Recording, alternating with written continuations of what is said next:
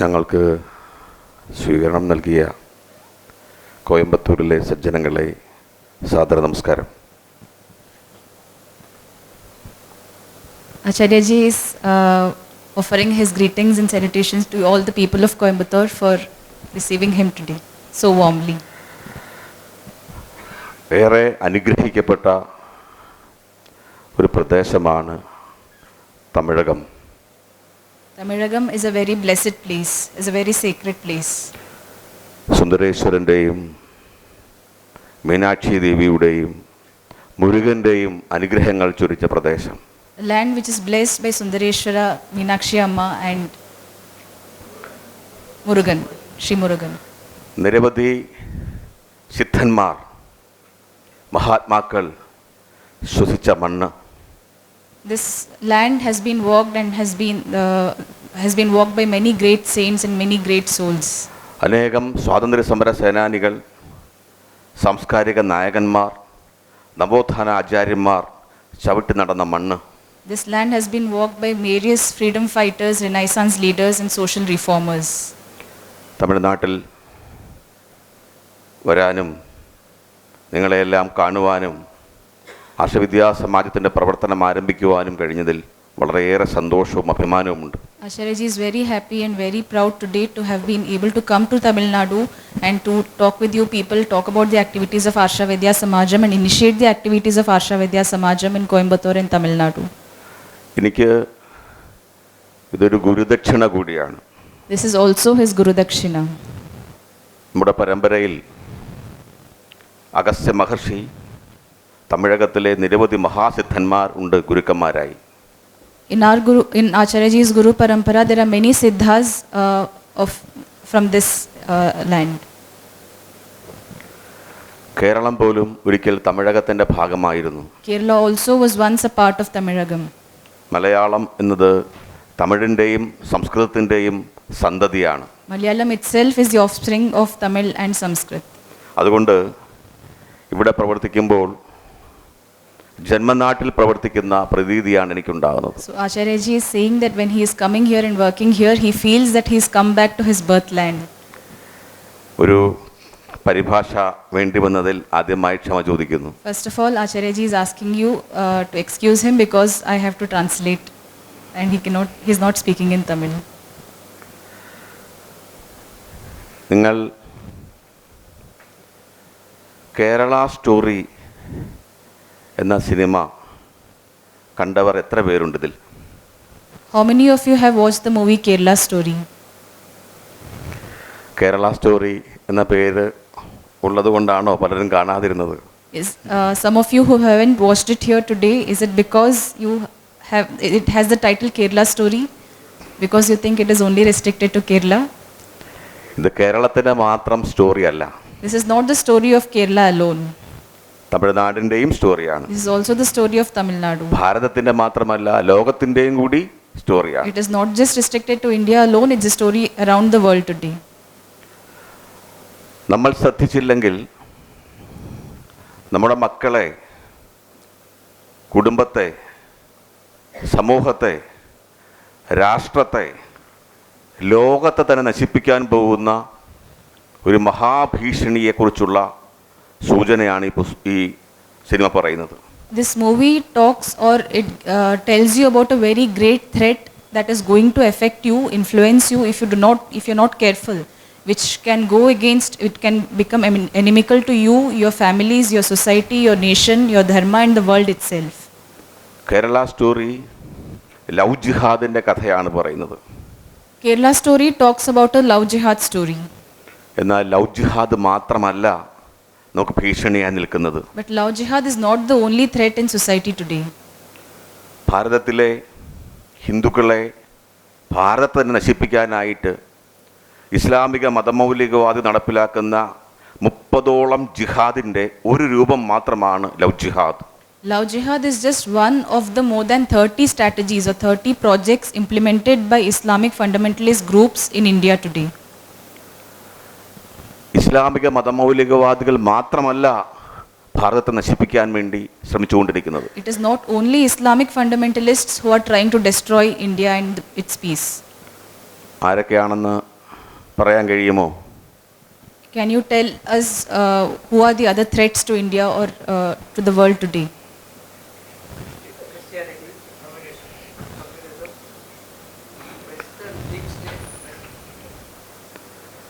നമുക്ക് രാമായണ കാലഘട്ടത്തിലെ അധർമ്മികളെക്കുറിച്ച് ചോദിച്ചാൽ പറയും, എല്ലാവരും പറയും. If we ask you about the enemies or the Shatrus during the time of Ramayana, everybody will be able to answer it. ആരൊക്കെയാണ്? Who are the enemies during the period of Ramayana? Ravanan, Kumbhakarna, Shurpanakha തുടങ്ങിയ അധർമ്മികൾ. These were the adharmis or enemies during the time of Ramayana. Mahabharata കാലഘട്ടത്തിലെ അധർമ്മികളെക്കുറിച്ച് ചോദിച്ചാലും നിങ്ങൾക്ക് പറയാൻ കഴിയും. You will also be able to answer if somebody asks you who are the adharmis in the time of Mahabharata. ആരൊക്കെയാണ്? Kamsan, Jarasandhan, Shishupala, Narakasuran, കൗരവർ. These are the enemies during the period of Mahabharata. ഇന്നത്തെ നമ്മുടെ ജനതയെ, രാഷ്ട്രത്തെ, ധർമ്മത്തെ, സംസ്കൃതിയെ, ലോകത്തെ തന്നെ നശിപ്പിക്കുന്ന ശത്രുക്കളെക്കുറിച്ച് ചോദിക്കുമ്പോൾ പലർക്കും പറയാൻ മടിയാണ്, അല്ലെങ്കിൽ അജ്ഞതയാണ്. But today if you ask our people who are the enemies or who are the adharmis or who are the threats that are affecting our people, our families, our society, our culture, our nation and the world peace itself today, many people hesitate to answer or they do not know the answer to it. ഇന്നത്തെ ശത്രുക്കളെക്കുറിച്ച് അറിയാതെ എങ്ങനെയാണ് നമ്മുടെ ജനതയെ രക്ഷിക്കാൻ കഴിയുക? Without knowing about the enemies, who are our enemies today, how will we be able to protect our people? ആ ജനതയുടെ പേര് പറയാൻ പോലും ഭയമാണെങ്കിൽ, മടിയാണെങ്കിൽ എങ്ങനെയാണ് അടുത്ത തലമുറയെ നമുക്ക് കാത്തുരക്ഷിക്കാൻ കഴിയുക? If we are scared to point out to them, or if we are scared to talk out about it openly, how can we protect our present and future generations? നിർഭാഗ്യവശാൽ നമ്മളിലേറെ പേരും ഇങ്ങനെയൊരു അജ്ഞതയിലോ ഭയത്തിലോ ആണ്. Unfortunately, majority of our population is affected by this ignorance or fear. ഒന്നുകിൽ അവർക്ക് ശത്രുവിനെ കുറിച്ച്, അവരുടെ തന്ത്രങ്ങളെക്കുറിച്ച്, പദ്ധതികളെക്കുറിച്ച്, ആയുധത്തെക്കുറിച്ച്, ശക്തിയെക്കുറിച്ച് അറിയില്ല. One, it is possible that they do not know or they are not aware of the enemy, who the enemy is, what are his powers, what are his strengths, what are his threats or what threats he can cause. ചിലർക്ക് അറിയാം, പക്ഷേ പറയാൻ ഭയമാണ്. But some of them might already know who the enemies are, but they are scared to speak out about it. ചിലർക്ക് ഇവരെ നേരിടേണ്ടത് എങ്ങനെയെന്നറിയില്ല. Some of them do not know how to overcome them or how to address them. ചിലർക്ക് നേരിടേണ്ടത് എങ്ങനെയെന്നറിയാം, പക്ഷെ പ്രവർത്തിക്കാൻ തയ്യാറല്ല. Some of them know what is the solution to it or how to address it, but they do not want to work towards it. ചിലർ പ്രവർത്തിക്കുന്നു, പക്ഷെ കുറച്ചു കാലം കഴിഞ്ഞ് നിരാശ കൊണ്ടെല്ലാം നിർത്തുന്നു. Some of them work towards it, but after some point, after some time, they give up. ഇതാണ് നമ്മുടെ ഇന്നത്തെ സമൂഹത്തിന്റെ അവസ്ഥ. This is the situation in our society today. നമ്മൾ ഇന്ന് 6 തരത്തിലുള്ള ശത്രുക്കളെയാണ് ഇന്നത്തെ ജനത അഭിമുഖീകരിക്കുന്നത്. Today, our world is facing 6 types of brainwashing powers or strategies. ഒന്ന്, നമ്മുടെ ഇടയിൽ തന്നെയുള്ള അന്ധവിശ്വാസം, അനാചാരം, പ്രമാദം, അത്യാചാരം, ദുരാചാരം തുടങ്ങിയ കാര്യങ്ങൾ. The first is the ignorance, lack of knowledge or misconceptions, anacharas, duracharas, wrong practices, blind beliefs which is within our society. എല്ലാം ഒന്നാണെന്ന തെറ്റിദ്ധാരണ. The misconception that all religions or all gods are same. സദ്ഗുണ വൈകൃതം.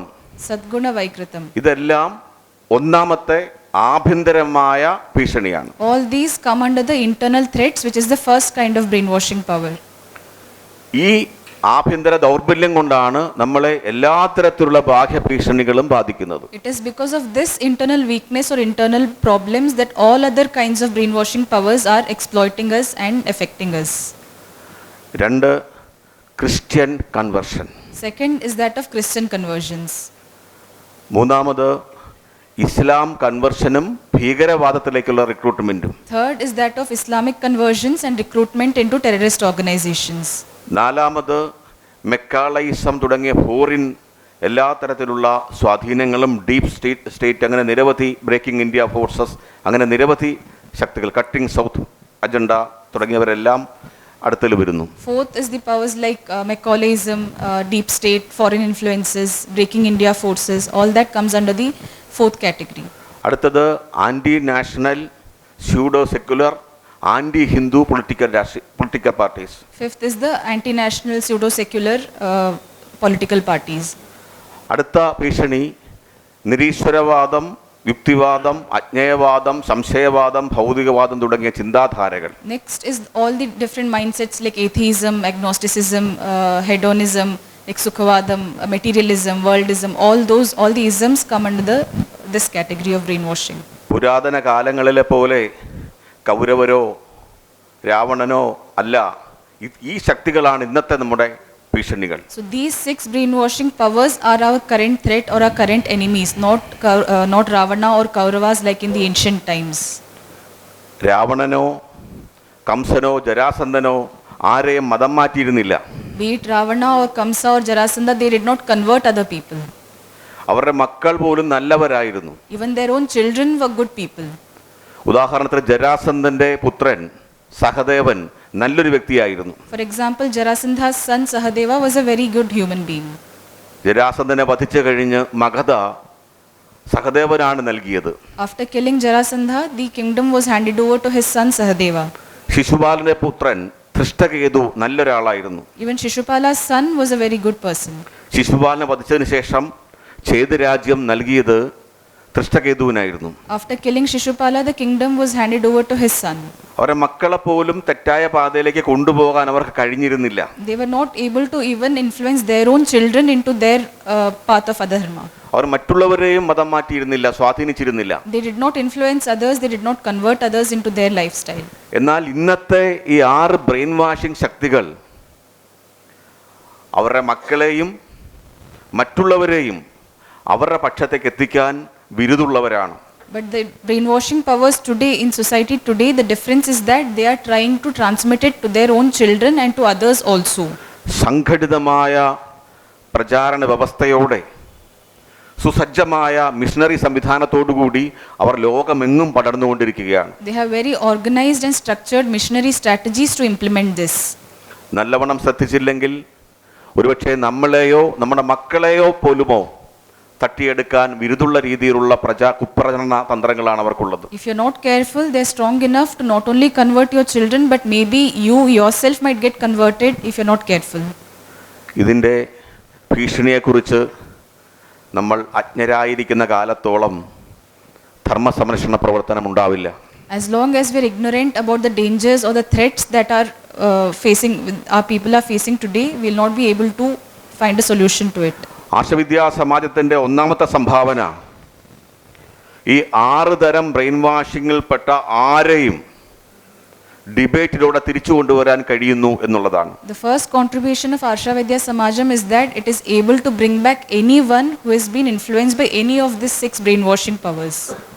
Arsha Vidya സമാജം അതിനായി ആവിഷ്കരിച്ച പദ്ധതിയുടെ പേരാണ് Sudarshanam mission. The course or the program put forward by Arsha Vidya Samajam for this purpose is called Sudarshana Mission. 3 conditions ഉള്ള ഏതു വ്യക്തിയെയും ഡിബേറ്റിലൂടെ ചർച്ചയിലൂടെ സനാതനധർമ്മത്തിലേക്ക് എത്തിക്കുവാൻ ഈ കോഴ്സ് പഠിച്ച ആർക്കും കഴിയും. Anybody who undergoes this course, completes this course, can bring back anyone who fulfills 3 conditions through debate and dialogue. ഇത് ഒരു വ്യക്തിയുടെ വിജയമല്ല, ആർഷവിദ്യാ സമാജം പുട്ടേം പ്രവർത്തകരുടെ വിജയമല്ല. ഈ കോഴ്സ് പഠിച്ചാൽ നിങ്ങൾക്ക് ഏവർക്കും ആ കഴിവ് ലഭിക്കും. It is not the victory of just one person, or it is not the victory of just the full-timers of Arsha Vidya Samajam. Anybody who undergoes these courses will be able to himself undertake these activities. നമ്മൾ മരിച്ചാൽ പോലും നിലനിൽക്കുന്ന ഈ പദ്ധതിയാണ് Sudarshanam mission. അതാണ് ലോകത്തിന് ആർഷവിദ്യാ സമാജം നൽകിയത്. The contribution of Arsha Vidya Samajam to the world is this Sudarshana mission. It is such a system that will exist even if we die, even if our time is over. Anybody who implements this system will be able to find a solution to it or bring back people. 3 conditions മതി ആരെയും സനാതനധർമ്മത്തിലേക്ക് കൊണ്ടുവരാൻ. Anybody who fulfills just 3 conditions can be brought back to Sanatan Dharma. ഒന്ന്, common sense, പറഞ്ഞാൽ മനസ്സിലാകുന്ന ഒരു common sense എങ്കിലും ഒരാൾക്കുണ്ടാവണം. The first condition is that he must have the minimal common sense to be able to understand what we are telling him or her. രണ്ടാമത്തേത് ചർച്ച നടത്താനുള്ള ഒരു സന്നദ്ധത ഉണ്ടാവണം. Second is that he or she must be willing to debate with us. അവർക്ക് എന്ത് തരത്തിലുള്ള വാദങ്ങളും ന്യായീകരണങ്ങളും വിമർശനങ്ങളും സംശയങ്ങളും ഉന്നയിക്കാം. They can come up with any questions, any doubts, any criticisms, any justifications, any questions they can raise, any arguments, but they must be willing to debate. 3, സത്യം ബോധ്യപ്പെട്ടാൽ അതിനുവേണ്ടി നിലകൊള്ളാനുള്ള ഒരു പ്രതിബദ്ധത സത്യസന്ധതയെങ്കിലും കാണിക്കണം. Third is once they understand what is right and what is wrong, once they have realized the truth, they must have the moral integrity to stand with the truth. ഇങ്ങനെയുള്ള ആയിരക്കണക്കിന് ആൾക്കാരെ തിരിച്ചു കൊണ്ടുവരുവാൻ, അതിലെ ചിലരെ സനാതന ധർമ്മത്തിൻ്റെ മുഴുവൻ സമയ പ്രവർത്തകരാക്കാൻ ആർഷവിദ്യാ സമാജത്തിന് കഴിഞ്ഞിട്ടുണ്ട്. Arsha Vidya Samajam has been able to bring back more than 8,000 such people through anybody who fulfills these 3 conditions back to Sanatan Dharma. And among those 8,000 people who are brought back, more than 1,000 are themselves able to counsel others and bring them back. ഇവിടെ വന്നിരിക്കുന്ന പലരും അങ്ങനെ തിരിച്ചു വന്നവരാണ്. Most of us who have come here today had once been influenced by such brainwashing strategies. ഒരു കാലത്ത് അജ്ഞത കൊണ്ട് സനാതന ധർമ്മത്തിനെതിരെ പ്രവർത്തിക്കുകയും കുടുംബത്തിൻ്റെ കണ്ണീര് പോലും തൃണവൽഗണിച്ചുകൊണ്ട് മുന്നോട്ട് പോവുകയും ചെയ്തവരാണവർ. At some point we were so ignorant about Sanatan Dharma that we were influenced by other brainwashing strategies, and we were also ready to forsake our own families and not care about the suffering of our families and go into those brainwashing influences. കടുത്ത മതഭ്രാന്ത് മൂലം നമ്മുടെ ഈശ്വരനെ സാത്താനായി കരുതിയവരാണവർ. We had been so radicalized that we considered our own Ishvara as Satan. നമ്മുടെ മഹാത്മാക്കളെ അവതാര പുരുഷന്മാരെ പിശാചുക്കളായി കണ്ടവരാണവർ. We considered our Mahatmas, great people, and our avatar Purushas as Pishaч or devils. അച്ഛനും അമ്മയും ഉൾപ്പെടെയുള്ള ഹിന്ദുക്കളെ, ഇതര മതാനുയായികളെ നരകാവകാശികളായി കണക്കാക്കിയവരാണവർ. We thought or we considered our parents as fuel for hell, that they are fit to go to hell. ക്ഷേത്രത്തിൻ്റെ മുന്നിൽ നോക്കി സാത്താൻ എന്ന് വിളിക്കുകയും അധിക്ഷേപിക്കുകയും ഇടത്തോട്ട് നോക്കി തുപ്പുകയും ചെയ്തവരാണവർ. Had we been taken to temples or in front of vigrahas, then we looked to our left and spat because they are shaitans. കരഞ്ഞ് കാലുകൾ പിടിക്കുന്ന മാതാപിതാക്കളുടെ കൈകൾ കാലുകളാൽ തട്ടിയെറിഞ്ഞ് നടന്നു പോയവരാണ്. When our parents fell at our feet crying, holding our feet crying that please don't go, we kicked off their hands with our legs. സഹോദരങ്ങളുടെ ബന്ധുക്കളുടെ കണ്ണീരിന് യാതൊരു വില കൊടുക്കാതെ പോയവരാണ്. We did not value the request or tears of our friends, our relatives, our own brothers and sisters. സന്യാസിമാരോ പൂജാരിമാരോ ജ്യോതിഷിമാരോ counselling വിദഗ്ധന്മാരോ ഹിന്ദു സംഘടനാ പ്രവർത്തകരോ പറഞ്ഞിട്ട് ഗൗനിക്കാതിരുന്നവരാണ്. We were not willing to listen to anybody, be it sannyasis or counselors or police or court advocates, anybody. അങ്ങനെയുള്ള 8,000-ലേറെ പേരെയാണ് ആർഷവിദ്യാ സമാജം സുദർശനം മിഷനിലൂടെ തിരിച്ചു കൊണ്ടുവന്നത്. It is more than 8,000 such people that Arsha Vidya Samajam has brought back through its Darshana mission. ഇവരൊന്നും സനാതനം പഠിക്കാൻ വന്നവരായിരുന്നില്ല. We had not come to Arsha Vidya Samajam curious to learn about Sanatan Dharma. Hindu ധർമ്മത്തിന്റെ പ്രഖ്യാപിത ശത്രുക്കളായിട്ടാണ് അവരെത്തിയത്. We had come with the stated goal of destroying Sanatan Dharma. അവരെ തിരിച്ചു കൊണ്ടുവന്ന് സനാതനധർമ്മത്തിന്റെ മുഴുവൻ സമയ പ്രവർത്തകരാക്കാൻ ആർഷവിദ്യാ സമാജത്തിന് കഴിഞ്ഞിട്ടുണ്ടെങ്കിൽ ഈ ലോകത്തിലേക്ക് മുഴുവൻ ഇതെത്തിക്കുവാൻ നമുക്ക് കഴിയും. If Arsha Vidya Samajam has been able to bring back such people, transform them into Sanatana Dharma full-timers, then we can definitely promote Sanatana Dharma to the whole world. അതാണ് ആർഷവിദ്യാ സമാജത്തിന്റെ പ്രഖ്യാപിത ലക്ഷ്യം. That is the mission of Arsha Vidya Samajam. ഏതാനും കുറെ പേരെ കൊണ്ടുവരിക മാത്രമല്ല, It is not just bringing back some people. പണ്ട് മതം മാറിപ്പോയവരെ കൂടി തിരിച്ചു കൊണ്ടുവരുന്ന മഹാപ്രവർത്തനമാണ് നമ്മൾ ചെയ്യാൻ പോകുന്നത്. We are going to do the great task of bringing back people who had converted generations back to Sanatan Dharma. നശിപ്പിക്കപ്പെട്ടു പോയ ക്ഷേത്രങ്ങൾ വീണ്ടെടുക്കുക മാത്രമല്ല ആർഷവിദ്യാ സമാജം ചെയ്യുന്നത്. It is not just enough to reclaim temples that have been destroyed in the past. നശിപ്പിക്കപ്പെട്ടു പോയ അല്ലെങ്കിൽ വഴിതിരിക്കപ്പെട്ടു പോയ നമ്മുടെ സഹോദരങ്ങളെ തിരിച്ചെടുക്കുന്ന മഹാപുണ്യകൃത്യം കൂടി ആർഷവിദ്യാ സമാജം ചെയ്യുന്നു. But we have to do the task, or we have to do the punya task of bringing back our people, reclaiming the people who had converted and converted in the past and continue to be enemies of Sanatan Dharma. ലോകം മുഴുവൻ സനാതനം എത്തിക്കുക തന്നെ ചെയ്യും. Arsha Vidya Samajam will definitely promote Sanatan Dharma to the whole world. 2030-നകം ലോകത്തിലെ എല്ലാ ഭാഷകളിലും ഇത് എത്തിക്കുമെന്ന് ഇവിടെ ഞാൻ പ്രതിജ്ഞ ചെയ്യുന്നു. Acharya ji is taking the pledge that by 2030 he's promising, he's giving an assurance by 2030 Sanatan Dharma will definitely reach the entire world. ഇത് പറയാനുള്ള ധൈര്യം നൽകുന്നത് പല ഘടകങ്ങൾ മുന്നിൽ വെച്ചാണ്. What gives him the confidence to make this assurance to you is because of different criteria. ഒന്ന് ശ്രീപരമേശ്വരന്റെ അനുഗ്രഹം. First of all is the blessings of Parmeshwara. രണ്ട് ആർഷഗുരു പരമ്പരകളുടെ അനുഗ്രഹം. Second is the blessings of Arshaguru Paramparas. മൂന്ന് സനാതന ധർമ്മത്തിന്റെ ആന്തരിക കരുത്ത്. Third is the internal power of Sanatana Dharma itself. നാല് ഈ ധർമ്മത്തിന് വേണ്ടി അളവറ്റ ത്യാഗങ്ങൾ സഹിച്ച ബലിദാനികളായവരുടെ പ്രാർത്ഥന. Fourth is the prayer of those people who have sacrificed themselves, martyred themselves for the sake of Sanatana Dharma. അഞ്ച് ആരെയും മതമാറ്റ ശക്തികളെ കൂടി സനാതന ധർമ്മ പ്രചാരകരാക്കുന്ന ആർഷവിദ്യാ സമാജത്തിന്റെ ഉജ്ജ്വലമായ syllabus. Fifth is the syllabus of Arsha Vidya Samajam, which can transform and bring back anybody back to Sanatana Dharma and make them full timers of Sanatana Dharma. അടുത്തത് നമ്മുടെ ഇന്നത്തെ ആധുനിക ടെക്നോളജീസിന്റെ സഹായം. Sixth is the help of advancements in technology today, social media, etc.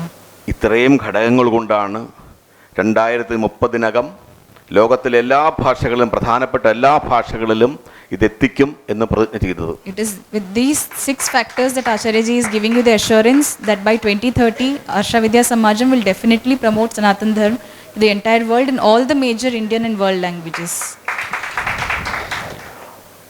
Arsha Vidya സമാജം സനാതനധർമ്മത്തിന്റെ തത്വങ്ങൾ എല്ലായിടത്തും എത്തിക്കുക മാത്രമല്ല ചെയ്യാൻ പോകുന്നത്. Arsha Vidya Samajam is not only going to promote Sanatana Dharma to the entire world. ഇന്നത്തെ ജനത ചോദിക്കുന്ന എല്ലാത്തരം ചോദ്യങ്ങൾ, സംശയങ്ങൾ, വിമർശനങ്ങൾ, വിയോജനങ്ങൾ, തെറ്റിദ്ധാരണകൾ, ബ്രെയിൻ വാഷിങ്ങൾക്കെല്ലാം യുക്തിയുക്തമായ പ്രമാണബദ്ധമായ ശാസ്ത്രീയമായ സമാധാനം നൽകിക്കൊണ്ടാണ് ഇതെത്തിക്കാൻ പോകുന്നത്. It is going to do so by giving proper answers, satisfactory answers to all the questions, doubt, misconceptions, criticisms that people have in their minds today about Sanatana Dharma, by clearing their doubts and teaching them Sanatana Dharma. ഇവിടെ ഒരു കുട്ടിയെ ചെറുതായിട്ട് പരിചയപ്പെടുത്താം. Acharya ji is going to talk about one of our full timers briefly. ഒന്ന് ശ്രുതി, ഒന്ന് എഴുന്നേറ്റ് നിൽക്കുക. ശ്രുതി നാളത്തെ പരിപാടിയിൽ പ്രസംഗിക്കുന്ന ആർഷവിദ്യാ സമാജത്തിന്റെ മുഴുവൻ സമയ പ്രവർത്തകയാണ്. Shruti ji is the first Mahila Pracharika of Arsha Vidya Samajam and she is speaking at the conclave tomorrow. Arsha Vidya സമാജത്തിലെ ആദ്യ വനിതാ പ്രചാരികയാണ്. She is the first Mahila Pracharika of Arsha Vidya Samajam. ശ്രുതിയുടെ അനുഭവം യൂട്യൂബിൽ നിരവധി പ്രഭാഷണങ്ങളിലൂടെ ഉണ്ട്. ശ്രുതി തന്നെ എഴുതിയ പുസ്തകവുമുണ്ട്. Shruti ji's experience, she has spoken in a video which is on YouTube. You can find it on our channel. She has also written her book in Malayalam. It's available in English, Hindi, Marathi also. അതുകൊണ്ട് കൂടുതലായിട്ട് ഞാൻ പറയുന്നില്ല. So Acharya ji is not talking about her experience in detail. പക്ഷെ ഒരു ചെറിയ കാര്യങ്ങൾ മാത്രം ഞാൻ പറയാം. But he'll just tell you some small things. ശ്രുതി കാസർഗോട്ടെ ഒരു യാഥാസ്ഥിതിക ബ്രാഹ്മണ കുടുംബത്തിൽ ജനിച്ച കുട്ടിയാണ്. Shruti ji was someone who was born in a very orthodox Brahmin family in Kasaragod. അധ്യാപികയായിരുന്നു. She was a school teacher. ഇസ്ലാമിലേക്ക് സ്വാധീനിക്കപ്പെടുകയും കടുത്ത ജിഹാദി മൈൻഡ് സെറ്റുള്ള വ്യക്തിയായി തീരുകയും ചെയ്തു. She fell into the influence of Islam and became a very strong jihadi. ഒരിക്കൽ ഏതോ ചടങ്ങിന്റെ ഭാഗമായി വീട്ടുകാർ ശ്രുതിയെ ക്ഷേത്രത്തിലേക്ക് ബലമായി കൊണ്ടുപോയി. When she was in that radicalized state, once her parents forcibly took her to a temple to attend some ritual or function. അന്ന് ആ ക്ഷേത്രത്തിൻ്റെ പ്രതിഷ്ഠയെ നോക്കിക്കൊണ്ട് ശ്രുതി കുറേ അസഭ്യങ്ങൾ, ചീത്തവാക്കുകൾ പറഞ്ഞു.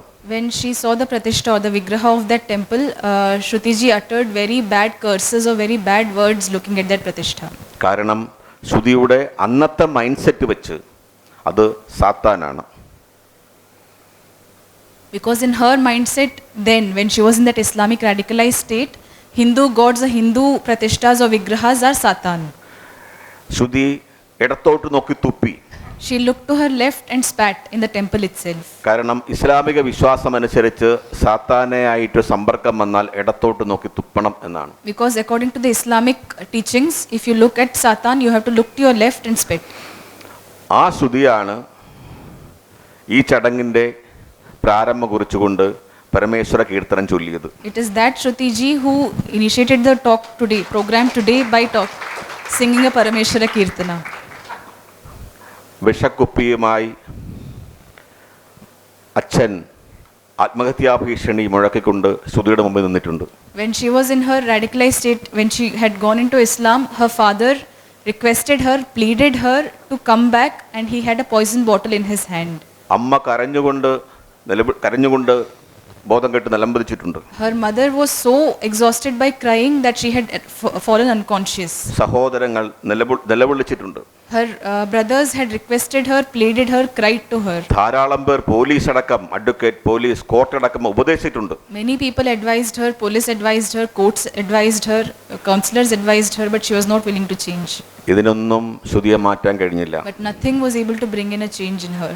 എന്നാൽ ആർഷവിദ്യാ സമാജത്തിൻ്റെ സുദർശനം മിഷനിലെ സിലബസിന് ശ്രുതിയെ മാറ്റിയെടുക്കാൻ കഴിയും. But it was the syllabus of Arsha Vidya Samajam Sudarshana mission which was able to transform Shruti ji back into Sanatan Dharma. മാറ്റിയെടുക്കുക മാത്രമല്ല, നിരവധി പേരെ തിരിച്ചെടുക്കുന്നതിൽ മുന്നണി പടയാളിയാക്കി. She not only came back to Sanatana Dharma, but she became a frontline soldier in bringing back more such people. അത്ര കടുത്ത ജിഹാദിനിയെ കൊണ്ടുപോലും സനാതന ധർമ്മ പ്രചാരകയാക്കാൻ കരുത്തുള്ള സിലബസാണ് ആർഷ വിദ്യാസമാജത്തിനുള്ളത്. That is the power of Arsha Vidya Samajam syllabus, that even a strong jihadi like her could be brought back and transformed into a Sanatan Dharmi. ഇവിടെ വന്നിരിക്കുന്ന ചിലരുടെ അനുഭവങ്ങൾ പറയാം. Acharya ji will talk about the experiences of others in brief. Shanti Krishna, Shanti Krishna ji. മാലിയിൽ നേഴ്സായിരുന്നു. She was working as a nurse in Mali, Maldives. കണ്ടാൽ വളരെ പാവമെന്ന് തോന്നും, പക്ഷെ ഭീകരവാദിയായിരുന്നു. She looks like a very pavam, but Acharya ji is saying that she was a terrorist then. Christian കൺവേർഷനിൽപ്പെട്ട ആളാണ്. She had fallen into the influence of Christian conversion. Christian കൺവേർഷനിൽപ്പെട്ട് കുടുംബത്തെയും എല്ലാം ഉപേക്ഷിച്ച്, സ്നേഹിച്ച കാമുകനെ പോലും ഉപേക്ഷിച്ച് ക്രിസ്ത്യാനിറ്റിയുടെ മുഴുവൻ സമയം പ്രവർത്തകയാനും പോയ ആളാണ്. She was so deeply into the influence of Islam that she was willing to leave her family, abandon her, the person who she was in relationship with, everything just for the sake of Christianity. ശാന്തി യാത്ര ചെയ്യുന്ന ബസ്സിൻ്റെ മുന്നിൽ റോഡിൽ കിടന്നാണ് അമ്മ ശാന്തി രക്ഷിച്ചെടുത്തത്. To get Shanti ji back or to rescue Shanti ji, her mother had to lie down on the road to stop the bus from moving forward in which she was traveling. അങ്ങനെ പിടിച്ചുകൊണ്ടുവന്ന ആളാണ് ശാന്തി. അങ്ങനെയാണ് പിടിച്ചുകൊണ്ടുവന്നത്. That is how Shanti ji was brought to Arsha Vidya Samajam. പിടിച്ചുകൊണ്ടുവന്നപ്പോൾ മനസ്സ് മാറിയ അവസ്ഥയിലൊന്നും ആയിരുന്നില്ല. When she reached Arsha Vidya Samajam, she was still in that state of Christian radicalism in her mind. ഞാൻ ഇപ്പോഴും ഓർക്കുന്നുണ്ട്, ശാന്തികൃഷ്ണനെ കൊണ്ടുവന്നു കഴിഞ്ഞിട്ട് അച്ഛനും അമ്മയും വന്ന് എന്നോട് പറഞ്ഞ കാര്യങ്ങൾ. Acharya ji is remembering the day when her parents had brought her to Arsha Vidya Samajam. 2017 It was in 2017. അച്ഛനും അമ്മയും പറഞ്ഞത്, എൻ്റെ ആചാര്യ ഒരിക്കലും അവളെ വിശ്വസിക്കല്ലേ. Her parents pleaded to Acharya ji that please Acharya ji, don't trust her words. അവൾ നല്ല രീതിയിൽ സംസാരിക്കും. She will talk very nicely. എപ്പോൾ വേണമെങ്കിലും ചാടി പോകാം. But she'll escape from here somehow when you turn away. അത്രയ്ക്ക് കടുത്ത ക്രൈസ്തവ ഭ്രാന്താണ് അവൾക്കുള്ളത്. That is how much Christian influence has taken deep roots in her mind. ഇങ്ങനെ ഉള്ളിൽ കടന്നുകൂടിയ ബ്രെയിൻ വാഷിങ്ങിനെ നീക്കിയെടുക്കുക എന്നുള്ളത് വളരെ പ്രയാസമായ കാര്യമാണ്. It is definitely a huge task to erase this radicalization of fundamentalism that has taken roots in our mind. അങ്ങനെ brain വാഷിങ്ങിൽ പെട്ടവരുമായി സംസാരിച്ചിട്ടുണ്ടെങ്കിൽ നിങ്ങൾക്കത് ബോധ്യപ്പെടും. You will know for yourself only when you talk with someone who has been under the influence of Islam or Christianity or any other brainwashing ideology. എത്രത്തോളം പ്രയാസകരമായ അനുഭവമാണെന്ന് നിങ്ങൾക്ക് ബോധ്യപ്പെടും. You will know how difficult it is to bring them back. കാരണം നമ്മൾ പറയുന്ന logic പോലും അംഗീകരിക്കാൻ പറ്റാത്ത അവസ്ഥയിലായിരിക്കും അവർ. Because they are in such a state that they do not think through logic. അങ്ങനെയുള്ളവരെ കൂടി കൊണ്ടുവന്ന ചരിത്രം ആശവിദ്യാ സമാജത്തിനുണ്ട്. And Asha Vidya Samajam has the history of bringing back such people. Shanthikrishna ഇന്ന് അതിശക്തയായ സനാതന ധർമ്മ പ്രചാരികയാണ്. Shanti Krishna ji is today a very strong frontline soldier of Asha Vidya Samajam. തൻ്റെ അനുഭവങ്ങൾ വിശദീകരിച്ചുകൊണ്ട് Punarjani reborn എന്ന പേരിൽ പുസ്തകവും രചിച്ചിട്ടുണ്ട് Shanthikrishna. She has written her experiences in a book called Punarjani in Malayalam. It's available in English as Reborn. അടുത്ത ഒരു കുട്ടി Athira. Next is Adira ji. Frontal. ഒന്ന് വന്നാൽ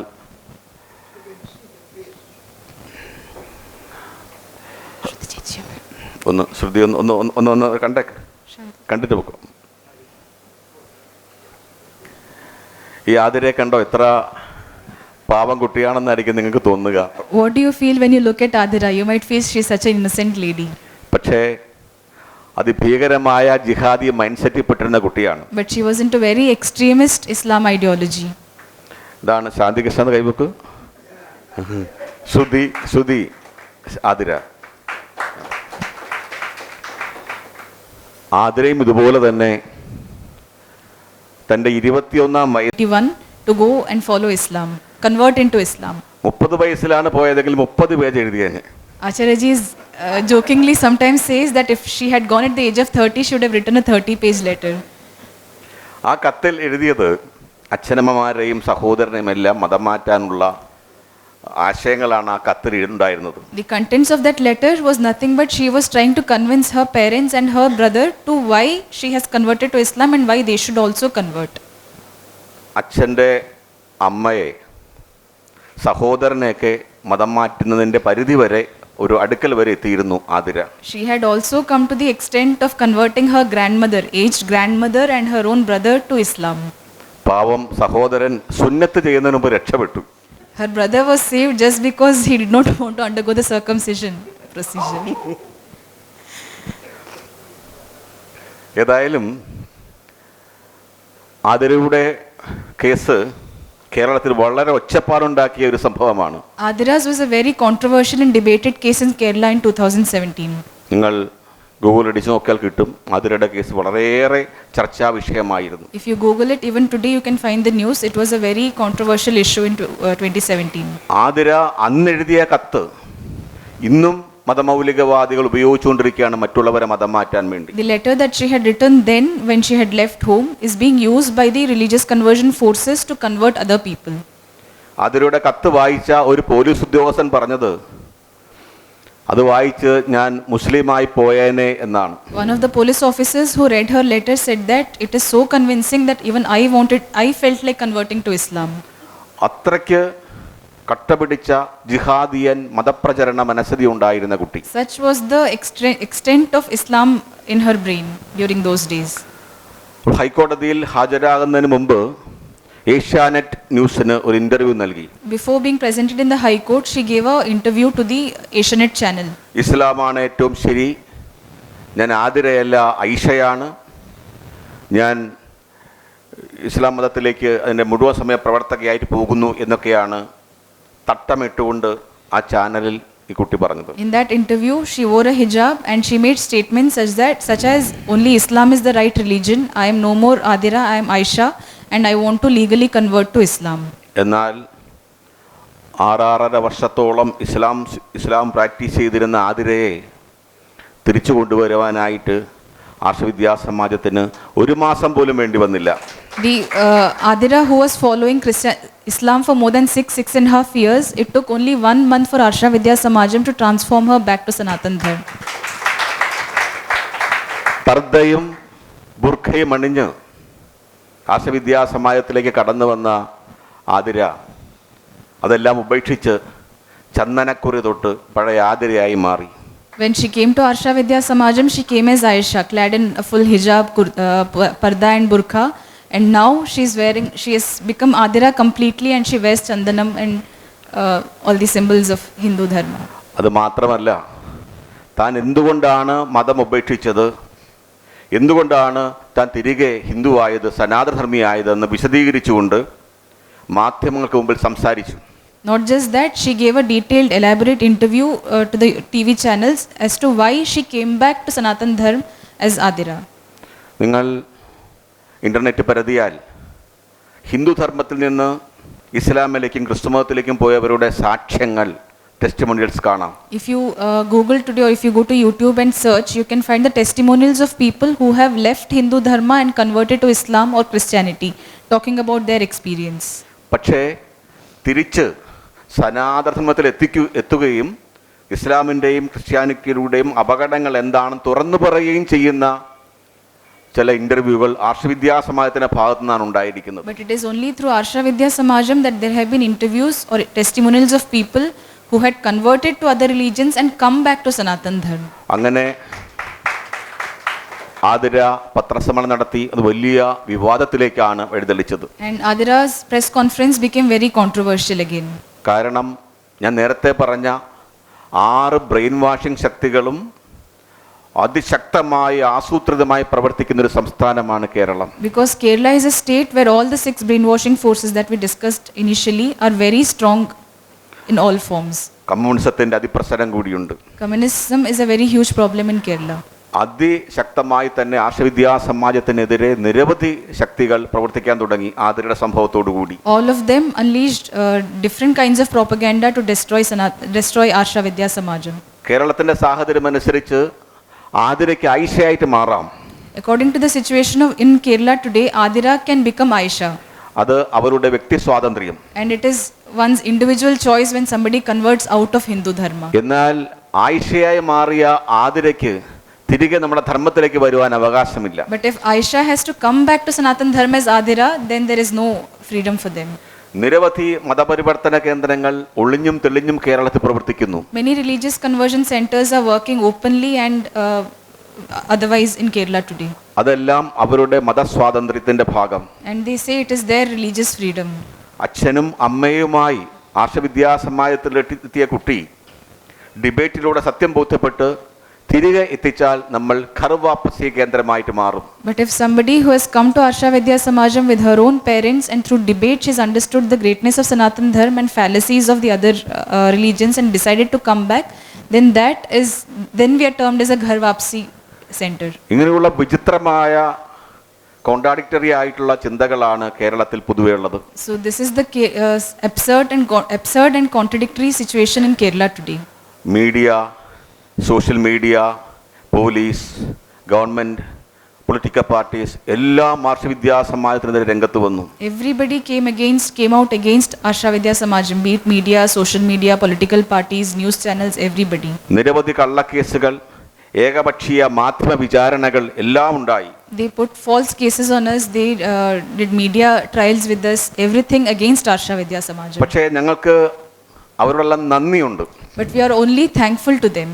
കാരണം എല്ലാ മാധ്യമങ്ങളിലും 1-ാം പേജ് പരസ്യം കൊടുക്കുന്നതിനേക്കാൾ ഏറെ റീച്ചാണ് ആർഷവിദ്യാ സമാജത്തിന് അവർ നേടിത്തന്നത്. Because the reach that Arsha Vidya Samajam got because of these controversies, we could not have afforded even through first page publicity. അതുവരെ യാതൊരു അവകാശവാദങ്ങളുമില്ലാതെ നിശബ്ദമായി പഠന ഗവേഷണ അധ്യാപനമായി പോവുകയായിരുന്നു നമ്മളെല്ലാവരും. And until then Arsha Vidya Samajam was working very silently without making any noise, bringing back people, focusing on academic and research activities. പക്ഷേ ഇത് വിവാദമായപ്പോൾ ഇങ്ങനെയുള്ള ബ്രെയിൻ വാഷിങ്ങിൽ പെട്ടവരെ കൊണ്ടുവന്ന് രക്ഷിക്കാൻ പറ്റിയ ഒരു രക്ഷാകേന്ദ്രമുണ്ടെന്ന് തിരിച്ചറിവ് നമ്മുടെ ജനങ്ങൾക്കുണ്ടായി. But when this became controversial, more and more people started realizing that there is a center which can bring back people and can become revolutionary. നമ്മുടെ മക്കൾക്ക് രോഗം വന്നാൽ കൊണ്ടുപോകാൻ ആശുപത്രികളുണ്ട്. There are hospitals to take up children today if they suffer from any diseases. നമ്മളിൽ ആർക്കെങ്കിലും മാനസിക പ്രശ്നങ്ങൾ വന്നാൽ കൊണ്ടുപോകാനുള്ള മാനസികാരോഗ്യ കേന്ദ്രങ്ങളുണ്ട്. If they are affected by mental illnesses or mental problems, they can be taken to mental health centers. നിങ്ങളിൽ ആർക്കെങ്കിലും മയക്കുമരുന്ന് പോലുള്ള അഡിക്ഷൻസ് വന്നാൽ കൊണ്ടുപോയി ചികിത്സിക്കാൻ പറ്റിയ കേന്ദ്രങ്ങളും ഡി അഡിക്ഷൻ സെന്ററുകളുണ്ട്. There are de-addiction or rehabilitation centers to treat people who are affected by different kinds of addictions. എന്നാൽ വ്യക്തിക്കും സമാജത്തിനും അപകടകരമായ മതങ്ങളുടെ ആശയങ്ങളുടെ സ്വാധീനത്തിൽപ്പെട്ട് റാഡിക്കലൈസ് ചെയ്തവരെ രക്ഷിക്കാൻ പറ്റിയ കൗൺസിലിംഗ് കേന്ദ്രങ്ങൾ ഇന്ന് ആർഷവിദ്യാ സമാജം പോലെ മറ്റൊന്നുമില്ല. But there is no other counseling center like Arsha Vidya Samajam which can bring back people who have been radicalized and have turned against their own families and humanity itself. അവരെ കൊണ്ടുവരിക മാത്രമല്ല, ഈ കൊണ്ടുവന്നവരെ കൊണ്ട് പതിനായിരങ്ങളെ രക്ഷിക്കുന്ന പ്രവർത്തനമാണ് ആർഷവിദ്യാ സമാജം It is ചെയ്യുന്നത്. not just bringing them back, but through the people who have come back, we are bringing back more such people, transforming more people. അവർ പോയ വഴിയിലൂടെ വേറൊരാളും പോകരുതെന്ന് അവർ ആഗ്രഹിച്ചു. We wish, or our full-timers wish, that the paths that they had to go through, nobody else should have to pass through it. അവരുടെ അച്ഛനമ്മമാർ ചൊരിഞ്ഞ കണ്ണീർ വേറൊരു മാതാപിതാക്കളും ചൊരിയരുതെന്ന് അവർ ആഗ്രഹിച്ചു. No other parent should have to face the tears or shed tears like our parents had to do.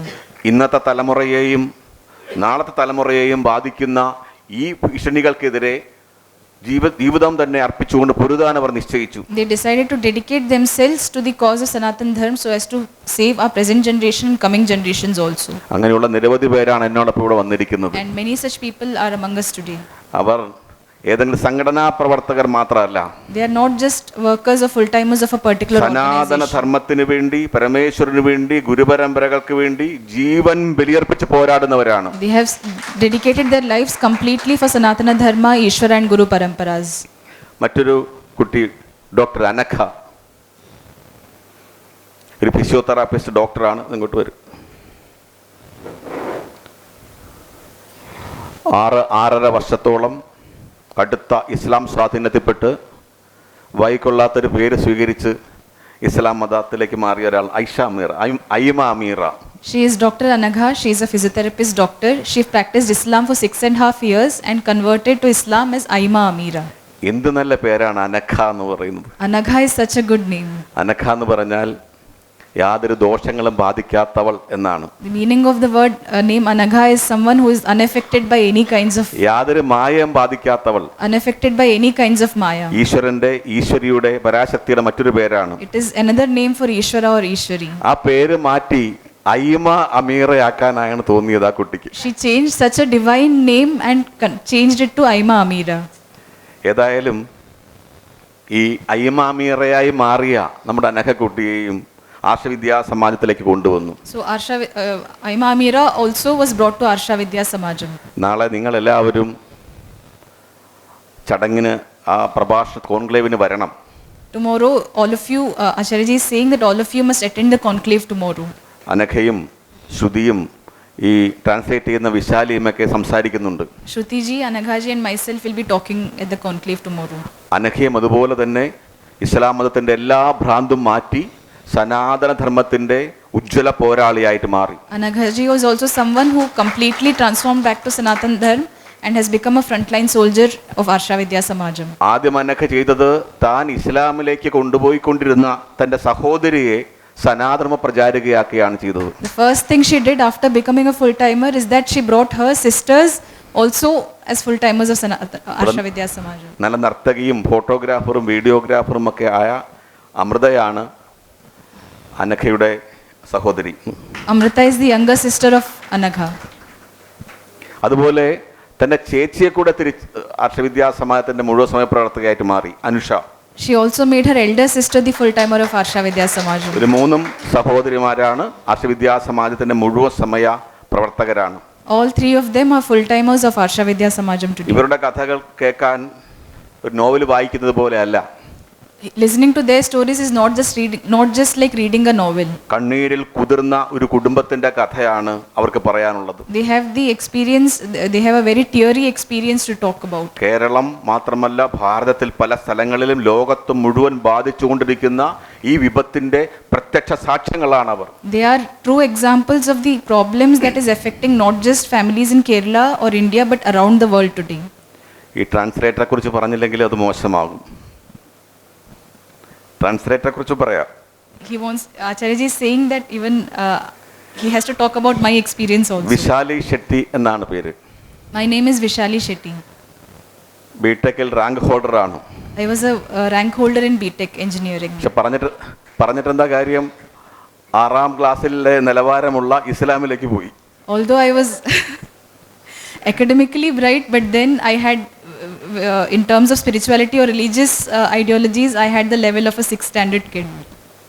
അവിടെ ആർഷവിദ്യാ സമാജത്തിലേക്ക് കൊണ്ടുവന്ന സമയത്ത് വളരെ കടുത്ത ഇസ്ലാം മൈൻഡ് സെറ്റുമായിട്ടാണ് വിശാലി എത്തിയത്. When I was brought to Arsha Vidya Samajam by my family, I was very radicalized into Islam. അവിടെ വന്നപ്പോൾ അവിടെയുള്ള ചിത്രങ്ങളും അതുപോലെ വിഗ്രഹങ്ങളും നിലവിളക്കെ കണ്ടപ്പോൾ വിശാലി പൊട്ടിത്തെറിച്ചു.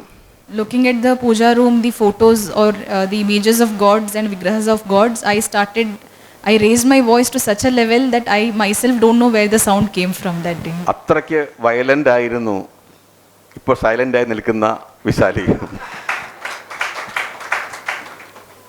വിശാലി ഇന്ന് നമ്മളെല്ലാവരും ആർഷവിദ്യാ സമാജത്തിന് വളരെയേറെ സംഭാവനകൾ ചെയ്തുകൊണ്ട് പോരാടുന്ന വനിതാ രത്നങ്ങളാണ്. All our full-timers today are doing great contributions to Arsha Vidya Samajam's mission. അടുത്ത കാലത്ത് വന്ന 2 പേരുടെ പേരോട് ഞാൻ പറയാം. There are few recent full-timers, people who have become recently full-timers. ഒരിക്കൽ നമ്മുടെ അധ്യാപകനായ സുജിത്ത് എന്ന് പറയുന്ന അധ്യാപകൻ എന്നെ കുറച്ച് ഫോട്ടോസ് കാണിച്ചു. Once one of our teachers, senior teachers called Sujit sir, showed some photographs to Acharya ji. ആ ഫോട്ടോയിൽ ഒരു പെൺകുട്ടി, ഹിന്ദു പെൺകുട്ടി ഇസ്ലാമിലേക്ക് മാറിയിരിക്കുന്നു. In those photos was that of a Hindu girl who had converted to Islam. പക്ഷേ ആ ഫോട്ടോയിൽ ആ പെണ്ണിന്റെ മുഖം കാണാൻ ഒരു മാർഗവുമില്ല. But there is no way to see the face of the girl in that photo. മുഴുവൻ ബുർഖയിലും പർദ്ദയിലും മൂടിയ, ഹിജാബിലും മൂടിയ ഒരു കുട്ടി നടന്നു പോകുന്നു. She is fully covered in hijab and parda and everything from head to toe. എന്നാ ഫോട്ടോ എടുത്തിട്ടുണ്ട്, പക്ഷെ മുഖമില്ല. There is a photo but you can't see the face of the girl. നടന്നു പോവുകയാണ്. She is walking, it's a video, she is walking through a place. അതാണ് നമ്മുടെ ശ്രീലക്ഷ്മി. അടുത്ത കാലത്ത് വരെ ഉജ്ജ്വലമായിട്ടുള്ള ഇസ്ലാം ഭ്രാന്തമായിട്ട്, ഉജ്ജ്വലം എന്ന് പറയാൻ പറ്റില്ല, കടുത്ത ഇസ്ലാം ഭ്രാന്തമായി നടന്ന പെൺകുട്ടിയാണ്. Until very recently she was deeply into the influence of Islam. ഒരു ദിവസം ശ്രീലക്ഷ്മി സ്വന്തം അച്ഛന് അയച്ചൊരു വോയിസ് ക്ലിപ്പ് നമുക്ക് കിട്ടി. She had sent a voice clip to her father when she was converted to Islam. Hindu ധർമ്മമാണ് ശരിയെന്നെ ബോധ്യപ്പെടുത്തൂ എന്നുള്ള വെല്ലുവിളികളാണ് അതിനകത്തുള്ളത്. She was challenging her father to prove to her that Hindu dharma is right. അപ്പോൾ അങ്ങനെ ശ്രീലക്ഷ്മിയെ നമ്മുടെ ആർഷവിദ്യാ സമാജത്തിലേക്ക് കൊണ്ടുവന്നു. And hence her father brought her to Arsha Vidya Samajam. ഇന്ന് ശ്രീലക്ഷ്മി ആർഷവിദ്യാ സമാജത്തിന്റെ സനാതനധർമ്മത്തിന്റെ ഉജ്ജ്വല പോരാളിയാണ്. And today Sri Lakshmi is a very strong fighter, strong soldier for Sanatana Dharma and Arsha Vidya Samajam. ഇവിടെ വളരെ അനുഗ്രഹീത ഗായിക ഉണ്ട്. There is a very blessed singer amongst us today. Sridevi Shankar എന്നാണ് പേര്. Sridevi Shankar. കടുത്ത ഇസ്ലാം മതഭ്രാന്തുമായി നിന്ന കുട്ടിയാണ്. She was also deeply into the influence of Islam. ഇസ്ലാമിലേക്ക് പോയി കഴിഞ്ഞിട്ട് പർദ്ദയൊക്കെ ഇട്ട് നടന്നിരുന്ന കുട്ടി പല ആശ്രമങ്ങളിലൊക്കെ കൊണ്ടുപോയിരുന്നു. When she had converted to Islam and she had also adopted the Islam way of life and attire, she was taken to different ashramas to somehow bring her out of it. Shri രവിശങ്കറുടെ ആശ്രമത്തിൽ കൊണ്ടുപോയിരുന്നു, കേരളത്തിൽ തന്നെയുള്ള മാതാ അമൃതാനന്ദമയി ആശ്രമത്തിൽ കൊണ്ടുപോയിരുന്നു. പക്ഷേ അവരുടെ ഉപദേശങ്ങൾക്കൊന്നും ഇവരുടെ ഉണ്ടായിരുന്ന കടുത്ത ഇസ്ലാമിക ഭ്രാന്ത് മാറ്റുവാൻ സാധിച്ചിരുന്നില്ല. She was taken to Sri Ravi Shankar ji's ashram, she was taken to Mata Amritanandamayi ji's ashram, but their advices could not bring any changes in her Islamic mindset. കാരണം അത്രയ്ക്ക് കടുത്ത ജിഹാദിയ മൈൻഡ് സെറ്റ് വന്നവരെ വെറുതെയുള്ള spiritual ഉപദേശം കൊണ്ട് മാറ്റാൻ പ്രയാസമാണ്. Because those who have gone into a jihadi mindset or anti-dharmic mindset cannot be convinced or counseled through just advices, spiritual advices. കാരണം അവരെ ബാധിക്കുന്ന കടുത്ത വിഷം മാറ്റിക്കഴിഞ്ഞ് മാത്രമേ നമുക്ക് വേറെ ആഹാരം കൊടുക്കാൻ കഴിയൂ. Only after you detoxify them of the ideology that has taken roots in their brain, only then you can give them proper food to their brain. അതുപോലെ മറ്റൊരു കുട്ടി കൃഷ്ണപ്രിയ വലിയ അനുഗ്രഹീത നർത്തകിയും പാട്ടുകാരിയും ഒക്കെയാണ്. Krishnapriya is also a very blessed singer and dancer. ഇവരെല്ലാവരും നമ്മുടെ cultural മിഷന് വേണ്ടി പ്രവർത്തിക്കുന്നവരാണ്. They are all very active in the cultural mission of Arsha Vidya Samajam. സനാതനധർമ്മത്തെ കലാ, സാഹിത്യം തുടങ്ങിയവയിലൂടെ ലോകത്തിലെല്ലാം എത്തിക്കുന്ന പ്രവർത്തനത്തിലാണ് ഇവർ പങ്കുവഹിക്കുന്നത്. They are actively involved in the mission of taking Sanatana Dharma to the world through different kinds of art forms. Arsha Vidya സമാജത്തിന്റെ മുഴുവൻ സമയ പ്രവർത്തകരായ 20-ലേറെ പേർ ഇങ്ങനെയുള്ള brain വാഷിങ്ങിൽപ്പെട്ട് കടുത്ത രാഷ്ട്രവിരുദ്ധ mind സെറ്റിലേക്ക് പോയവരാണ്. Of Arsha Vidya Samajam's full-timers today, more than 20 of them had in some point in time converted or radicalized into other ideologies and brought back to Sanatan Dharma. ഒന്നല്ല, പത്തല്ല, 100 അല്ല, 1000 അല്ല, 8,000-ലേറെ പേരെയാണ് ആർഷ വിദ്യാസമാജം തിരികെ കൊണ്ടുവന്ന് ഓർക്കുക. It's not just 1 or 10 or 100 or 1,000, more than 8,000 people who have been brought back by Arsha Vidya Samajam. ഇതെല്ലാം കഴിഞ്ഞത് എൻ്റെയോ അല്ലെങ്കിൽ കുറച്ച് പേരുടെയോ കഴിവ് കൊണ്ടല്ല, ഈ സിലബസിന് ശക്തി കൊണ്ടാണ് ഞാൻ പറഞ്ഞു. Acharya said that it is not just because of, all this was not possible because of his individual powers or the power of some people. It is because of the power of the syllabus of Arsha Vidya Samajam. കോയമ്പത്തൂരിലെ സജ്ജനങ്ങളോട് എനിക്ക് അഭ്യർത്ഥിക്കാനുള്ളത്, തമിഴ്നാട്ടിലും ഇങ്ങനെ നിരവധി സംഭവങ്ങൾ നടക്കുന്നതായിട്ട് അറിയാം. Acharya is appealing to the people of Coimbatore that we all know that such things are happening even in Tamil Nadu. ആർഷ വിദ്യാസമാജത്തിന്റെ പ്രവർത്തനങ്ങൾ ഇവിടെ കൊണ്ടുവരേണ്ടത് വളരെ വളരെ ആവശ്യമാണ്. And it is very very necessary to initiate the activities of Arsha Vidya Samajam in Tamil Nadu also. കാരണം കേരളം പോലെ തന്നെ Christian മതപരിവർത്തനവും ഇസ്ലാമിക മതപരിവർത്തനവും തമിഴ്നാട്ടിലും ശക്തമാണ്. Because just like Kerala, even Tamil Nadu is strongly influenced by Christian and Islamic conversion. ഞാൻ നേരത്തെ പറഞ്ഞ 6 തരം ബ്രെയിൻ വാഷിംഗ് ശക്തികളും തമിഴ്നാട്ടിലും പ്രബലരാണ്. All the 6 brainwashing powers are very prevalent in Tamil Nadu also. അങ്ങനെ അതിൽപ്പെട്ടവരെ ഏത് മൈൻഡ് സെറ്റിലൂടെ ആണെങ്കിലും അവരെ ചർച്ചയിലൂടെ സംവാദത്തിലൂടെ തിരികെ കൊണ്ടുവരാൻ കഴിവുള്ള പ്രവർത്തകർ ഇവിടെയും ഉണ്ടാകേണ്ടത് ആവശ്യമാണ്. It is very necessary that people who work for this mission, who bring back people and transform them to Sanatana Dharmis, it is necessary in Tamil Nadu also. അല്ലാതെ ഇവിടെ ഒരു ചെറിയ യോഗം മാത്രം നടത്തി ഇവിടെ വന്ന് പരിചയപ്പെട്ടു പോകുന്നതിൽ മാത്രം ഒതുക്കരുതെന്ന് നിങ്ങളോട് ഞാൻ അഭ്യർത്ഥിക്കുന്നു. We must not, Acharya is requesting that we must not limit this gathering to just a meeting and then going back to our normal lives, but start the activities of Arsha Vidya Samajam here. കോയമ്പത്തൂരിൽ centre തുടങ്ങാൻ ആവശ്യമായിട്ടുള്ള സഹായ സഹകരണങ്ങളാണ് നിങ്ങളോട് എനിക്ക് അഭ്യർത്ഥിക്കാനുള്ളത്. Acharya is requesting you for the support and all the necessary requesting you for the support to start a center in Coimbatore. Greek കഥകളിൽ ഒരു ഡെമോക്ലസിന്റെ വാൾ എന്നൊരു പ്രയോഗമുണ്ട്. There is a usage which is called the sword of Damocles in Greek mythology. തലയ്ക്ക് മുകളിൽ തൂങ്ങിക്കിടക്കുന്ന ഒരു വാൾ. A sword that hangs above your head. അതുപോലെയാണ് ഈ 6 brain washing ശക്തികൾ. That is exactly how these brainwashing strategies are lingering about our heads. ഇപ്പോൾ നമ്മുടെ വീട്ടിൽ, കുടുംബത്തിൽ അല്ലെങ്കിൽ സമൂഹത്തിൽ ഇത് നമ്മൾ കണ്ടില്ലായിരിക്കാം. We might not have experienced it in our homes or in our families yet. പക്ഷെ ഇന്നല്ലെങ്കിൽ നാളെ അവർ വരിക തന്നെ ചെയ്യും. But be today or tomorrow or some other day in future, it will definitely happen with us. അന്ന് വിഷമിച്ച് കരയുമ്പോൾ നമ്മളെ ചിലപ്പോൾ സഹായിക്കാൻ ചിലപ്പോൾ ആൾക്കാരുണ്ടാകണമെന്നില്ല. When in such a situation, when we cry for help, there might not be people to help us. ഇതാണ് ഇപ്പോൾ മാത്രമാണ് ശരിയായ മുഹൂർത്തം. Now is the right time for this. നിങ്ങളെല്ലാവർക്കും സദ്ബുദ്ധി ഉണ്ടാകണമെന്ന് ശ്രീ പരമേശ്വരനോടും ഗുരുക്കന്മാരും പ്രാർത്ഥിച്ചുകൊണ്ട് ഇവിടെ വാങ്ങുന്നു. നന്ദി, നമസ്കാരം. എന്തെങ്കിലും ചോദ്യങ്ങളുണ്ടെങ്കിൽ നമുക്ക് ഉത്തരം പറയാം. If there are any questions, Acharya ji is ready to answer them.